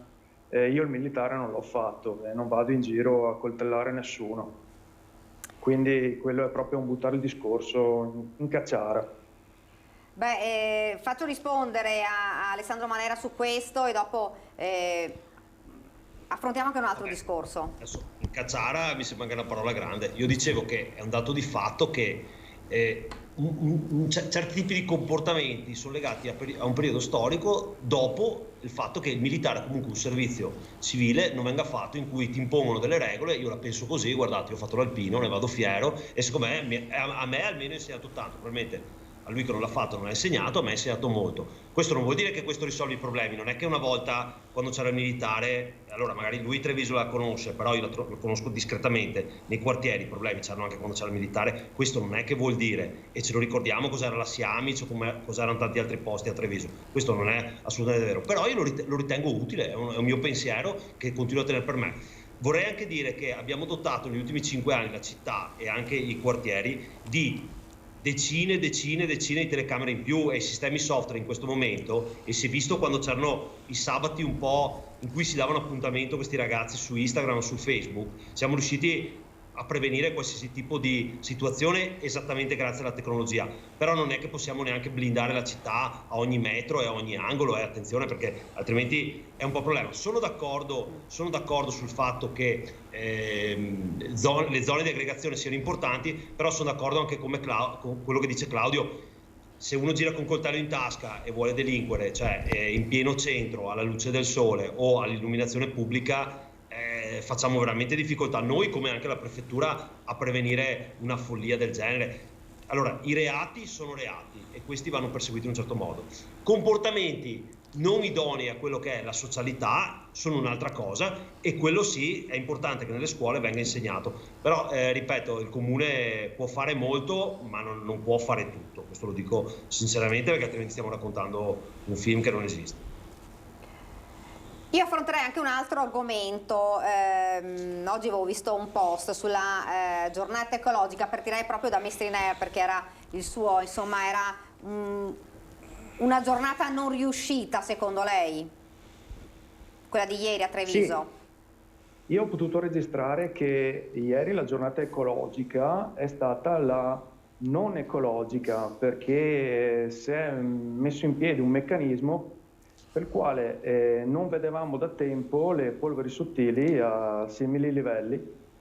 Essenzialmente si è creato un un vortice di traffico in città Treviso. Molti probabilmente giravano attorno al PUT e hanno girato come trottole in cerca di un parcheggio che erano puntualmente vuoti. Abbiamo registrato che puntualmente in Piazza delle Istituzioni il deserto, parcheggio Miari deserto, addirittura il condominio Appiani si è verificato un problema che per fortuna non ha generato incidenti, ma avrebbe potuto, perché era indicato come parcheggio gratuito dove erano disponibili all'incirca 100 stalli e il comune aveva dato indicazione di appunto quella era un'area dove poter andare a parcheggiare. Benissimo, e per accedervi c'è una rampa dove uno entra con la macchina, il semaforo era verde quindi si poteva andare e tempo di fare la curva e la serranda del parcheggio era chiusa e per uscire si doveva fare retromarcia e quindi rischiando un incidente. Veramente è stata gestita male, la comunicazione inefficiente e i soliti 2-3 parcheggi, quello vicino allo stadio, vicino alla stazione, sì, quelli sì, presi d'assalto, come il patinodromo, ok, preso d'assalto, e poi altri punti completamente sguarniti e lasciati così, deserti. E questo si è verificato. Poi appunto il centro non era così sovraffollato, anzi era più che gestibile, anzi Piazza I Signori non era proprio, non si può dire che era pieno il centro ieri. Alessandro Manera. No, ma adesso io ho sentito quello che ha detto Mestriner, ma credo che... Allora, varie considerazioni. Uno dei motivi per cui salgono i PM10, allora, detto che noi le domeniche ecologiche dobbiamo farle per legge una al mese, punto. È un'imposizione da un accordo di bacino padano e quindi noi siamo un comune sopra i 30.000 abitanti, dobbiamo farne una al mese. La domenica ecologica riguarda solo la parte entro mura e quindi il comune ha deciso di mettere a disposizione dei parcheggi gratuitamente esterno mura. Ora io non posso obbligare, e sono tutti indicati, attenzione, sono sempre indicati sui pannelli, via social. È chiaro che io non posso andare casa per casa a comunicargli quali sono i parcheggi. Sì. Ed è chiaro che le persone vanno dove ritengono più vicino a dove devono andare. Io non posso obbligarli, pur dicendogli che saranno dei parcheggi gratuiti in altre posizioni. Per quello che riguarda l'Alpiani mi informerò. Onestamente io non ho ricevuto informazioni, c'è stato un problema all'Alpiani e lo verificheremo.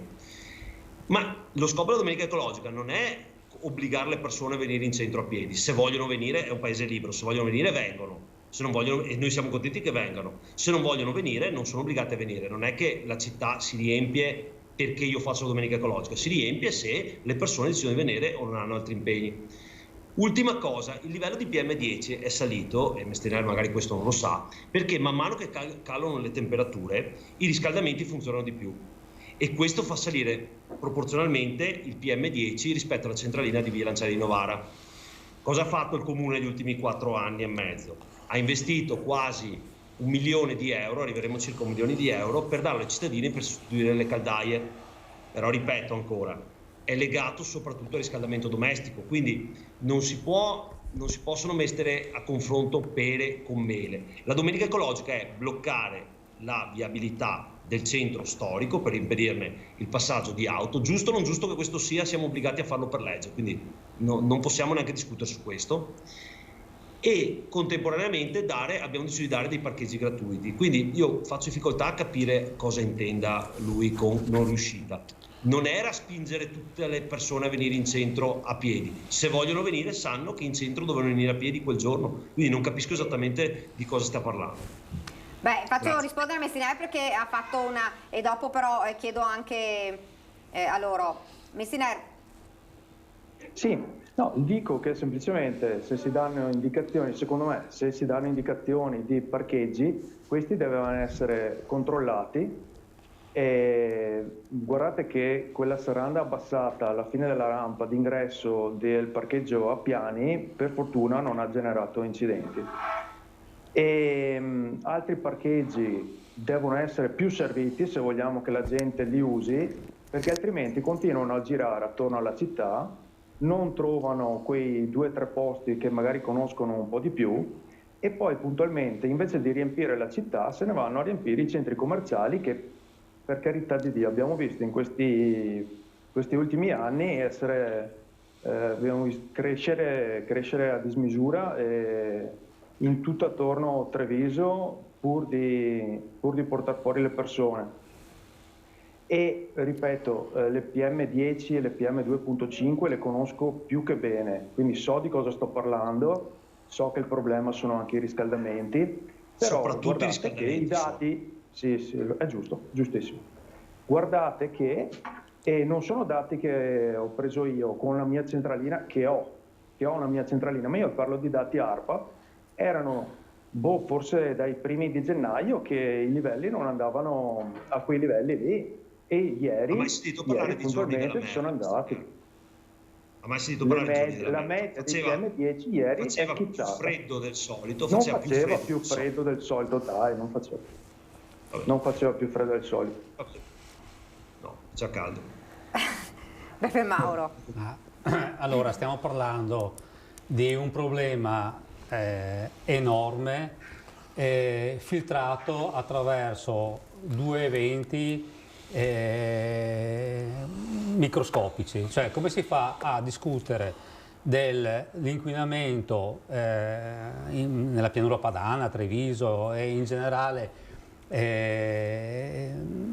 nell'ambiente per articolare la conversazione parlando di una serranda che non si è alzata o di una domenica che non ha funzionato. Il problema è molto più ampio e deve essere affrontato in maniera totalmente differente.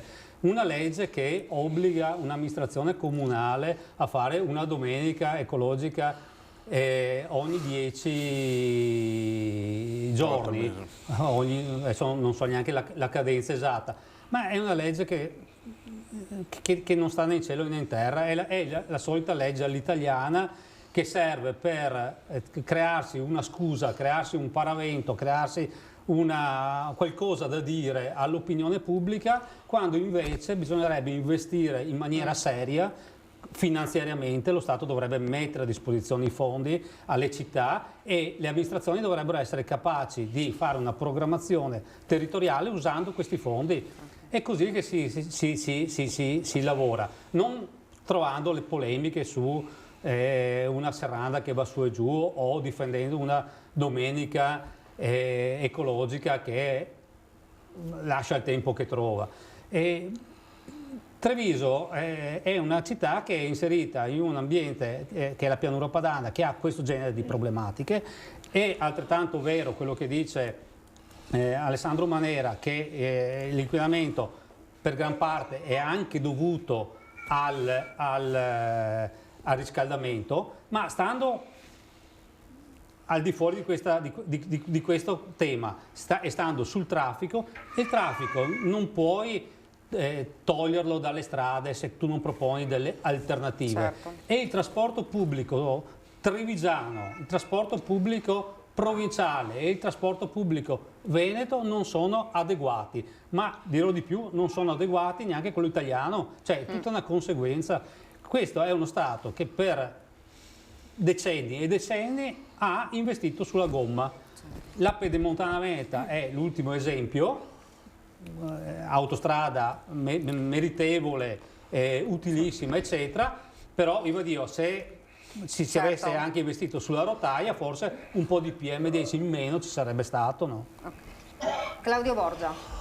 Io sono d'accordo con Beppe sul tema delle giornate ecologiche, nel senso che è vero che, come dire, sono uno strumento fine a se stesso, però nel tavolo zonale che abbiamo fatto, io ormai sono da 1 anno e mezzo assessore all'ambiente, Treviso per prima si è battuta e ha cercato di far capire questa posizione che, come dire, è uno strumento come dire, fine a se stesso. Abbiamo anche certo, sicuramente, ma questo però non, come dire, non ci vincola a lavorare, a fare e a realizzare comunque come amministrazioni organizzare delle domeniche ecologiche, perché lo dobbiamo fare, non è facile, non è semplice, però purtroppo se come dire, bisogna farle, si fanno.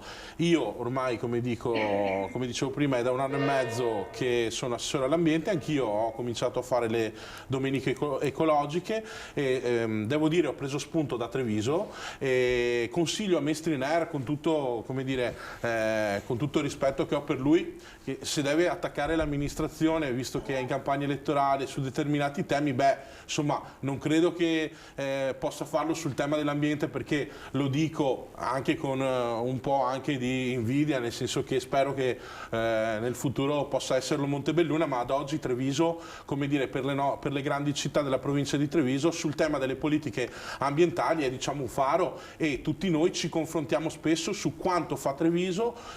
Io devo dire la verità, quando voglio capire qualcosa in più o comunque sia voglio studiare una politica che funzioni sul tema ambientale, mi confronto con l'assessore Manera, ecco, per cui insomma... Claudio, ti fermo un attimo solo perché dovrebbe essere collegato con noi, non lo so se c'è, eccolo qua, lo vedo.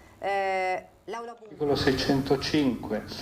Imparziale riforma della sentenza di data 4 febbraio 2022 del Tribunale di Treviso, appellata dall'imputato Vincenzo Consoli e dalla parte civile Finship SRL, così provvede. Dichiara non doversi procedere in ordine al reato di cui al capo 4 perché estinto per intervenuta prescrizione. Ritenuto di maggiore gravità il primo reato contestato al capo numero 2, ferma l'equivalenza delle già riconosciute circostanze attenuanti generiche, ridetermina la pena complessiva in anni 3 di reclusione, revoca la pena accessoria della interdizione temporanea dai pubblici uffici, revoca la disposta confisca, rigetta l'appello e la richiesta di sequestro conservativo della parte civile Finship SRL, che condanna al pagamento delle spese processuali del grado, dichiara compensate per la metà le spese processuali fra l'imputato Vincenzo Consoli e la parte civile Finship SRL, rappresentata dall'avvocato Pacchiarotti, e condanna l'imputato alla rifusione della restante frazione liquidata nella somma di euro 2.127, oltre spese generali, IVA e CPA.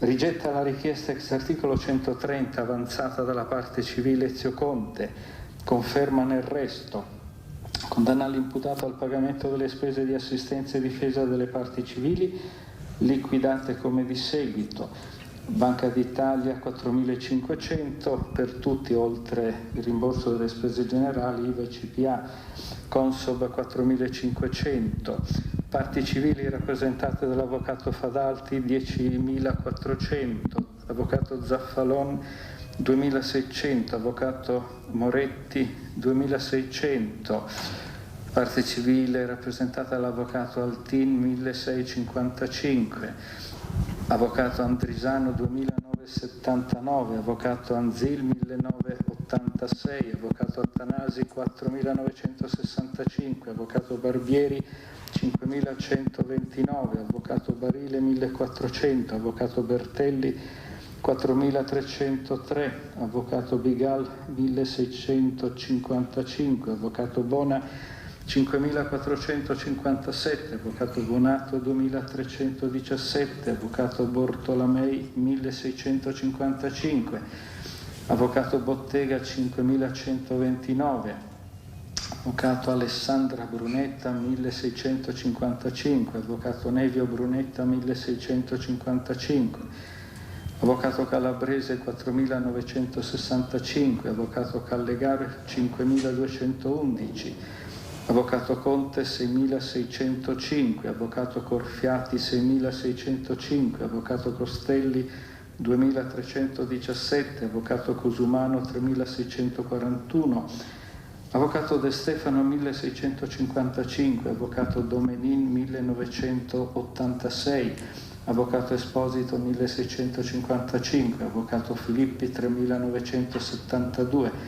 avvocato Fratter 1.655, avvocato Giuriato 1.655, avvocato Grizzo 1.655, Avvocato Guidotto 6.605, Avvocato Moschini 6.605, Avvocato Parenti 6.359, Avvocato Pedoia 1986, Avvocato Peron 1655, Avvocato Picotti 1655, Avvocato Pietro Bon 1986, Avvocato Poli 2317, Avvocato Reinaldi 3972, Avvocato Ravagnan 1655, Avvocato Rinaldini 6605, Avvocato Rinaldo 1655, Avvocato Saporito 1655, Avvocato Sartore Caleca 1665,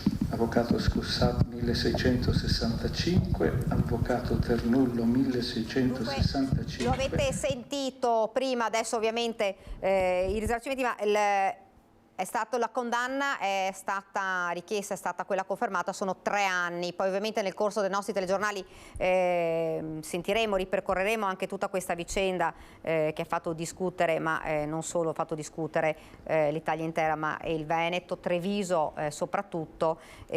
Sentiremo insomma anche le interviste agli avvocati e le interviste poi a chi invece ha perso tutto, come abbiamo visto nel corso di questa edizione. Torniamo a parlare invece di quello che parlavamo prima, che era la Domenica Ecologica, e volevo sentire la risposta di Mestriner, perché poi ci siamo interrotti con Claudio. Sì, sono perfettamente d'accordo che bisogna aumentare il servizio pubblico, il servizio di trasporto pubblico, bisogna fare più informazione a Treviso, ma lo dico in spirito così di collaborazione, diciamo, una critica buona, semplicemente aumentare un po', bisogna aumentare la comunicazione, però sta di fatto che non i comuni, Treviso, ho sentito Montebelluna, non è che possono prendere, ah vabbè, dobbiamo farla e vabbè, la facciamo. Cioè, cosa vuol dire? No, ma forse non la facciamo male allora. No, la dobbiamo fare bene. Claudio. No, guardi, forse non ha capito, non so se ha presente l'organizzazione di una giornata ecologica. Qui nessuno la prende sotto banco, anzi cerchiamo, tutte le amministrazioni che fanno le giornate ecologiche, cerchiamo di intanto evitare che ci sia, come dire, il traffico, e soprattutto mettere a disposizione, come ha fatto Treviso, per esempio a Montebelluna la domenica non si paga, dei parcheggi, così che i cittadini che vogliono arrivare in macchina nei parcheggi fuori dal centro lasciano la macchina e arrivano in centro in macchina. Io promuovo sempre e dico sempre a tutti di cercare di venire a piedi, ma non è che posso costringere le persone, per cui anche perché la domenica ecologica, come dire, non vuole solo chiudere il centro, ma vuole anche invitare i cittadini a utilizzare una mobilità diversa, quindi la bicicletta, venire a piedi, e insomma su questo tema so che anche il Movimento 5 Stelle, come dire, ha lavorato in passato quando era il governo,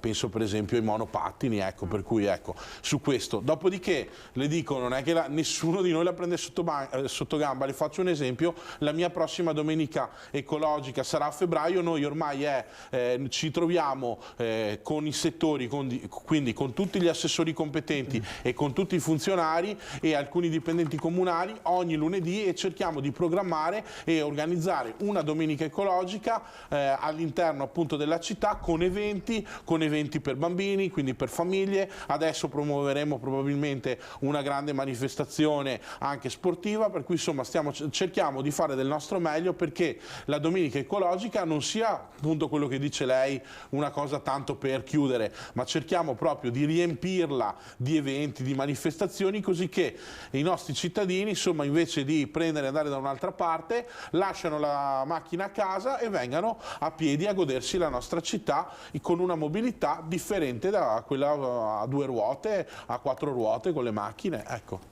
Alessandro Manera, questo è un po' lo spirito. Sì, io stavo leggendo, guarda, mentre parlate, sorrido un po' perché vedo le breaking news che state mandando, no? E allora abbiamo registrato 80.000 visitatori durante la Domenica Ecologica. Allora, e ripeto, faceva anche un po' freddo, quindi cioè, non è proprio semplice girare. Però io volevo dire una cosa, perché poi nelle programmazioni che abbiamo, le piantumazioni di decine di migliaia di alberi ormai che stiamo facendo, perché il comune quello può fare, non è che possiamo inventarci, e sono d'accordo con Beppe Mauro, è un tema molto complesso da affrontare molto bene e a livello nazionale se non regionale, quello dell'ambiente. Io ho spinto molto anche con mie lettere ai ministeri di competenza, però io voglio sottolineare una cosa che si sposa con l'argomento precedente. Ieri Treviso Sotterranea con gli scout ha organizzato una pulizia delle mura, quindi ragazzi molto giovani, e io volevo dire una cosa, che sull'ambiente lo sprone migliore mi viene proprio dai ragazzi giovani, quindi perché hanno una sensibilità di un certo tipo che io probabilmente non avevo alla loro età, lo dico proprio sinceramente, non penso di non offendere nessuno, ma io alla loro età non avevo quella sensibilità così forte che mi porta a fare molte attività e ad innovare anche quello che è la città nel segno di una certa sostenibilità. Quindi ieri questi ragazzi, che sono stati una quarantina di ragazzi, degli scout, sono organizzati con Treviso Sotterranea per pulire le mura. E per fortuna, lo dico sinceramente, assessore all'ambiente, non hanno trovato tante cose, perché altrimenti vorrebbe dire che il mio lavoro di pulizia non funziona. Però questa è una cosa che io volevo dirlo anche, e torno all'argomento precedente, di qualche giovane che fa un po' lo stupido, ce ne sono tanti anche sul tema ambientale che hanno una grande sostenibilità, e poi organizzarlo in ambito pubblico, come sa bene Beppe, non è semplice perché è una macchina complessa, come sta anche Claudio che è un amministratore. Però io volevo dire, in questo volevo ribadirlo, noi non è che siamo là a guardare e aspettiamo il futuro che avanza, cioè aver investito 1 milione sulle caldaie e non era propriamente un tema comunale trovare delle risorse, perché forse è un tema nazionale sul cambio delle caldaie. Abbiamo preso 7 milioni e mezzo di euro per cambiare completamente almeno una linea di tram per portarli tutti elettrici. Cioè è chiaro che è sempre gomma, ma almeno andiamo in una direzione diversa.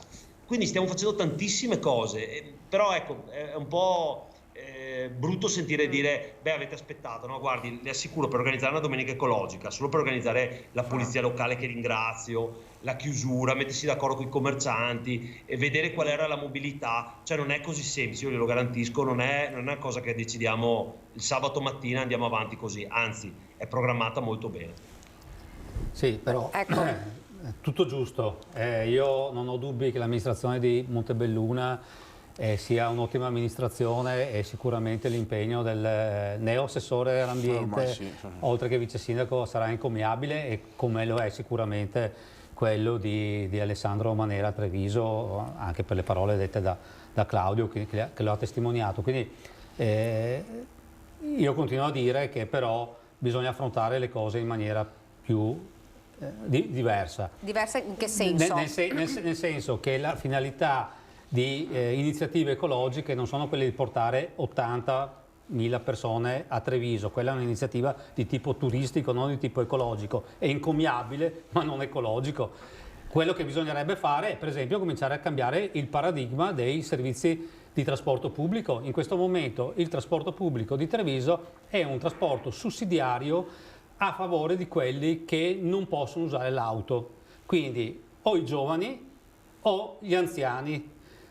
Tutto il resto della popolazione deve arrangiarsi con la sua auto privata. Non c'è qualcuno che possa dire da domani faccio il virtuoso e uso il mezzo pubblico in alternativa. Ecco, bisogna cambiare paradigma, bisogna cominciare a creare delle linee di trasporto pubblico e dei servizi di trasporto pubblico abbastanza funzionali da diventare una alternativa al mezzo privato, perché altrimenti continueremo a riempire le città di automobili e addossare alla buona volontà del cittadino tutto l'onere di diventare virtuosamente ambientalista mi sembra un po' esagerato.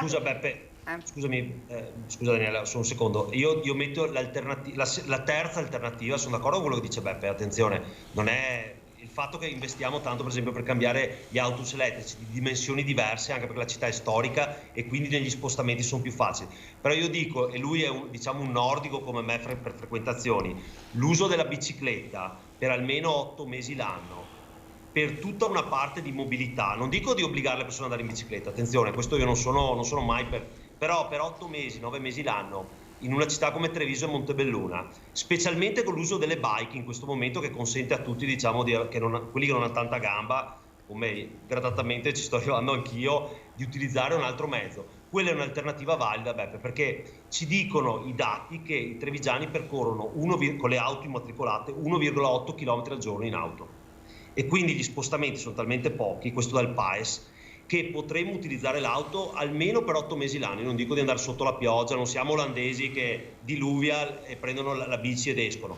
però diciamo una parte di quello che stai dicendo è utilizzando anche la bicicletta, non solo la bicicletta, no? Non ci credo io a quella cosa lì, a diventare tutti... Però anche la bicicletta. Abbiamo finito di parlare poco fa di sicurezza.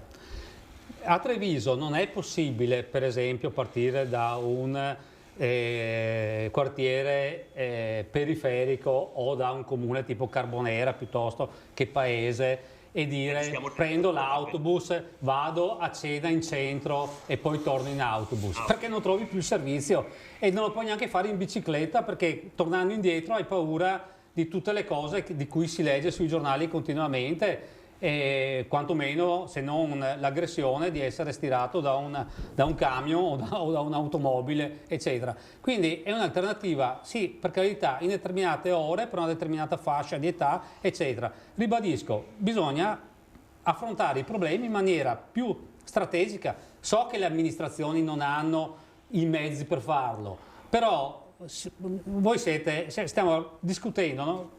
Tra tre forze politiche, il terzo polo, il Fratelli d'Italia che è al governo e la Lega che è al governo. Insomma, bisognerebbe cominciare che i partiti facessero una filiera di sensibilizzazione che portasse le esigenze del territorio a Roma. E quindi... Sposo appieno la tua tesi. Sposo appieno la tua tesi. Certo, ma dovete darvi da fare, cioè noi abbiamo l'8%, spero che fra poco ne avremo noi il 30% e qualcuno un po' meno, e sono sicuro che lo faremo, datevi da fare anche voi.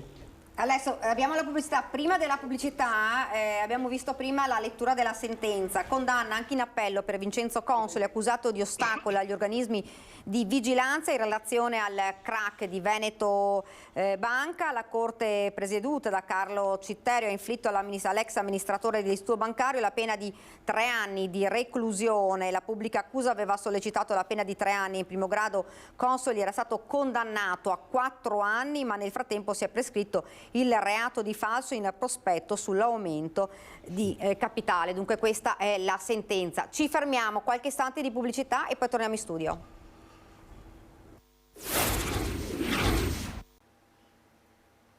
Rieccoci nuovamente in studio per quest'ultima parte della nostra prima edizione. Vorrei riproporvi, prima di ricominciare la discussione sulle domeniche ecologiche, il sondaggio, se lo vediamo, eccolo qui, governatore e assessori, mantenere il limite dei mandati. Se siete d'accordo, lo vedete in verde il sì, 0422 1626 691, se invece non siete d'accordo, in rosso 0422 1626 690, l'esito di questo sondaggio nel corso della nostra trasmissione di questa sera Ring. E a proposito di Ring, gli ospiti di questa sera sono Giampaolo Vallardi della Lega, Lucas Pavanetto di Fratelli d'Italia, Monica Lotto del Partito Democratico, Erika Baldin del Movimento 5 Stelle ed ancora Marco Bonet, giornalista del Corriere del Veneto. Alle 22:20 invece ci sarà Elena Donazzana, assessore istruzione della Regione Veneto, e alle 22:30 il professor Arturo Lorenzoni si parlerà di economia dell'energia sul crollo delle bollette a febbraio. Dunque questo è il sondaggio, lo avete visto, e questi gli ospiti questa sera in prima serata al Ring. Dunque abbiamo parlato della domenica ecologica, però vorrei sentire anche, rispetto a quello che è stato detto adesso, quello che pensa Maurizio Mestriner. Su Consoli? No, sulla questione che diceva anche Beppe Mauro sulla domenica ecologica, su che cosa fare, sulle iniziative da fare, dice un po' più articolate. Sì, è verissimo che deve essere tutto il sistema nazionale che supporta i comuni, i territori e le amministrazioni nel dare fondi, però è verissimo anche che i comuni ne hanno molti di strumenti e devono fare in modo di metterli in campo tutti quanti, da sfruttare maggiormente il servizio pubblico, a valorizzare maggiormente le piste ciclabili e le vie per la mobilità lenta. ci sono situazioni in Italia che sono molto migliori di quelle che viviamo qui a Treviso. Io adesso vorrei fare un ultimo giro, quindi veloce, e però fare un commento sulla sentenza, insomma, clamorosa, neanche tanto clamorosa perché sono 3 anni, però la prescrizione di un reato di Consoli. Guardi, credo che sia difficile parlare a caldo di una sentenza, anche perché bisognerebbe anche ovviamente leggere tutto quanto. Devo dire che, visto che vengo da un territorio che è stato martoriato da delle scelte da parte di questi amministratori, di queste persone, e oggi il pensiero va a loro, non credo siano soddisfatti, devo dirlo sinceramente, di questa sentenza. Io non sono nessuno ovviamente per giudicare, ci mancherebbe altro, però ho conosciuto delle famiglie che hanno perso tutto, e chi può ridare loro quello che hanno perso, ma soprattutto la dignità, perché vede tante persone sono rimaste senza niente e non hanno chiesto nulla, non si sono fatte aiutare da nessuno, e hanno cercato di ripartire dalla loro rete familiare.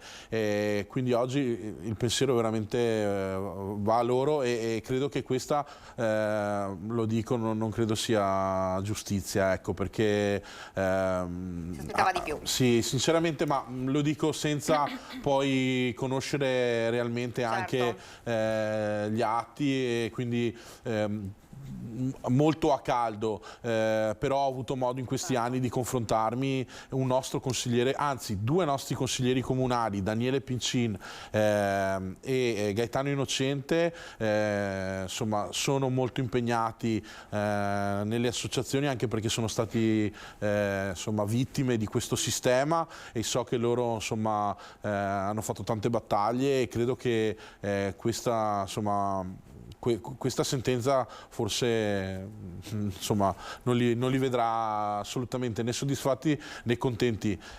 Quando parlo di certezza della pena, quando parlavo prima di questo, mi riferivo anche ad episodi come questi. Purtroppo talvolta la giustizia non ha né tempi rapidi né sentenze esemplari. Questo ne è un esempio. Manera. Io non entro nella sentenza, che andrebbe letta bene con le motivazioni, cioè è una cosa sicuramente molto complessa. Io penso che è una ferita del nostro territorio inimmaginabile, perché si è rotto quel legame, secondo me, che c'era tra tante famiglie e una banca del territorio. Poi chiaramente i tecnici diranno sempre: uno deve sapere anche dove investe, dove non investe, cioè è una cosa molto complessa, però secondo me si è rotto proprio quella fiducia che si aveva verso una banca del territorio che era la tua banca, ecco, perché Veneto Banca era la banca di tutti noi, dove, come era una volta Cassamarca, dove portavi i tuoi risparmi da quando eri appena iniziavi a lavorare fino alla pensione. Questo, secondo me, oltre ad aver rovinato delle persone, ha rotto quel legame che c'era verso il nostro territorio, e ci ha lasciato praticamente, peraltro, senza una banca territoriale di quelle dimensioni. Quindi io non so se è tanto o poco, se la sentenza è importante o no, perché chiaramente non ho le competenze per farlo, però sicuramente a freddo bisogna fare una riflessione con quello che è avvenuto, con cosa è avvenuto poi a Veneto Banca quando è stata acquisita per quella famosa cifra simbolica, e per cosa ha lasciato nel nostro territorio. Quindi veramente a me, peraltro, io ho amici che sono stati veramente rovinati da questa situazione, e spesso gli è stato imputato di dire ma dovevate vigilare. Ma come vigila uno? Cioè, come fa uno che non ha neppure le competenze tecniche per farlo? Quindi più che altro sono vicino a loro, e sperando sempre che ci sia un'istituzione almeno di una parte di quello che hanno perso. Maurizio Mestriner. Ma posso dire che Consoli sarà abbastanza sicuro di non fare neanche un giorno di galera, perché l'attuale governo sta praticamente smantellando la legge spazzacorrotti, che era l'unica garanzia perché questo tipo di reati e questo tipo proprio questa categoria di malviventi, chiamiamoli, poteva effettivamente finire in carcere. La stanno smantellando apposta proprio per garantire a tutti i reati dei colletti bianchi di rimanere essenzialmente impuniti o comunque il carcere non vederlo nemmeno col binocolo. E questo dispiace molto per tutte le persone, tutte le famiglie che hanno sofferto in Veneto. Altra cosa, voglio dire, teniamo allerta alta e vigile sui rimanenti 500 milioni del FIR, il fondo per l'indennizzo dei risparmiatori truffati dalle banche. Ci sono appunto 500 milioni rimasti del FIR che devono essere assolutamente mantenuti nella disponibilità per dare gli indennizzi, mentre ci sono voci di corridoio che vorrebbero che l'attuale governo stia pensando di prendere quei soldi per spostarli da qualche altra parte. Ecco, questo non deve succedere, i veneti devono avere garanzia che quel fondo rimanga attivo per continuare a fare le domande per gli indennizzi. Ho visto che voleva... Sì, perché guardi, è 3 mesi che non sanno più cosa inventarsi sul tema dello spazzacorrotti. Non mi sembra proprio che il governo, perdonate, sia intervenuto o abbia ridimensionato. Non è assolutamente vero. Chiedo quali sono gli atti, perché può essere che il candidato di Treviso possa avere sicuramente qualche informazione più di me, perché a me non risulta. Vorrei ricordare invece che la vergogna di Veneto Banca e della gestione di quel fallimento, al governo c'era il centrosinistra. In questi anni non mi pare che il Movimento 5 Stelle al governo dall'inizio alla fine del mandato governativo si sia impegnato o abbia risolto i problemi dei tanti, ma anzi, come dire, aveva promesso moltissimo in campagna elettorale 5 anni fa, e durante questo mandato si sono visto come sempre delle briciole. E devo dire che in tutti questi ho dimenticato un altro consigliere comunale della Lega di Montebelluna che ha battagliato moltissimo, che appunto su questo tema è ferratissimo, che è Walter Baseggio, e che oggi sicuramente con lui mi confronterò su questo. Grazie. Proprio brevemente. La sentenza è una sentenza che va salutata come tale, quindi finalmente si arriva a una conclusione di un processo. Dispiace naturalmente che una parte dei reati sia andata in prescrizione, per confermare che questa giustizia deve essere riformata, effettivamente. E purtroppo, al di là di salutare, diciamo, un risultato della giustizia, non si può salutare certamente un risultato positivo per le vittime, che naturalmente da questo non ricaveranno niente. Giusto sottolineare i fondi a disposizione e chi ne ha diritto deve accedere a un indennizzo equo. Diciamo che sinteticamente non si può dire di più. Ovviamente a chi ha perso tutto, questo Certo. è indubbio. Io ringrazio davvero, perché siamo arrivati al termine, Alessandro Manera della Lega per essere stato con noi, grazie. Grazie a voi. Grazie anche a Maurizio Mestriner, Movimento 5 Stelle, candidato sindaco di Treviso, buongiorno, e grazie anche a lei. E ringrazio i miei 2 ospiti che sono qua in studio, Claudio Boggia di Fratelli d'Italia, grazie per essere venuto fin qua, e grazie anche a Beppe Mauro del Terzo Polo, grazie. Grazie. Non mi rimane che ringraziare anche i registi che ci hanno seguito fino a qui, passo dopo passo, e anche a voi ascoltatori per essere stati con noi. Grazie, arrivederci.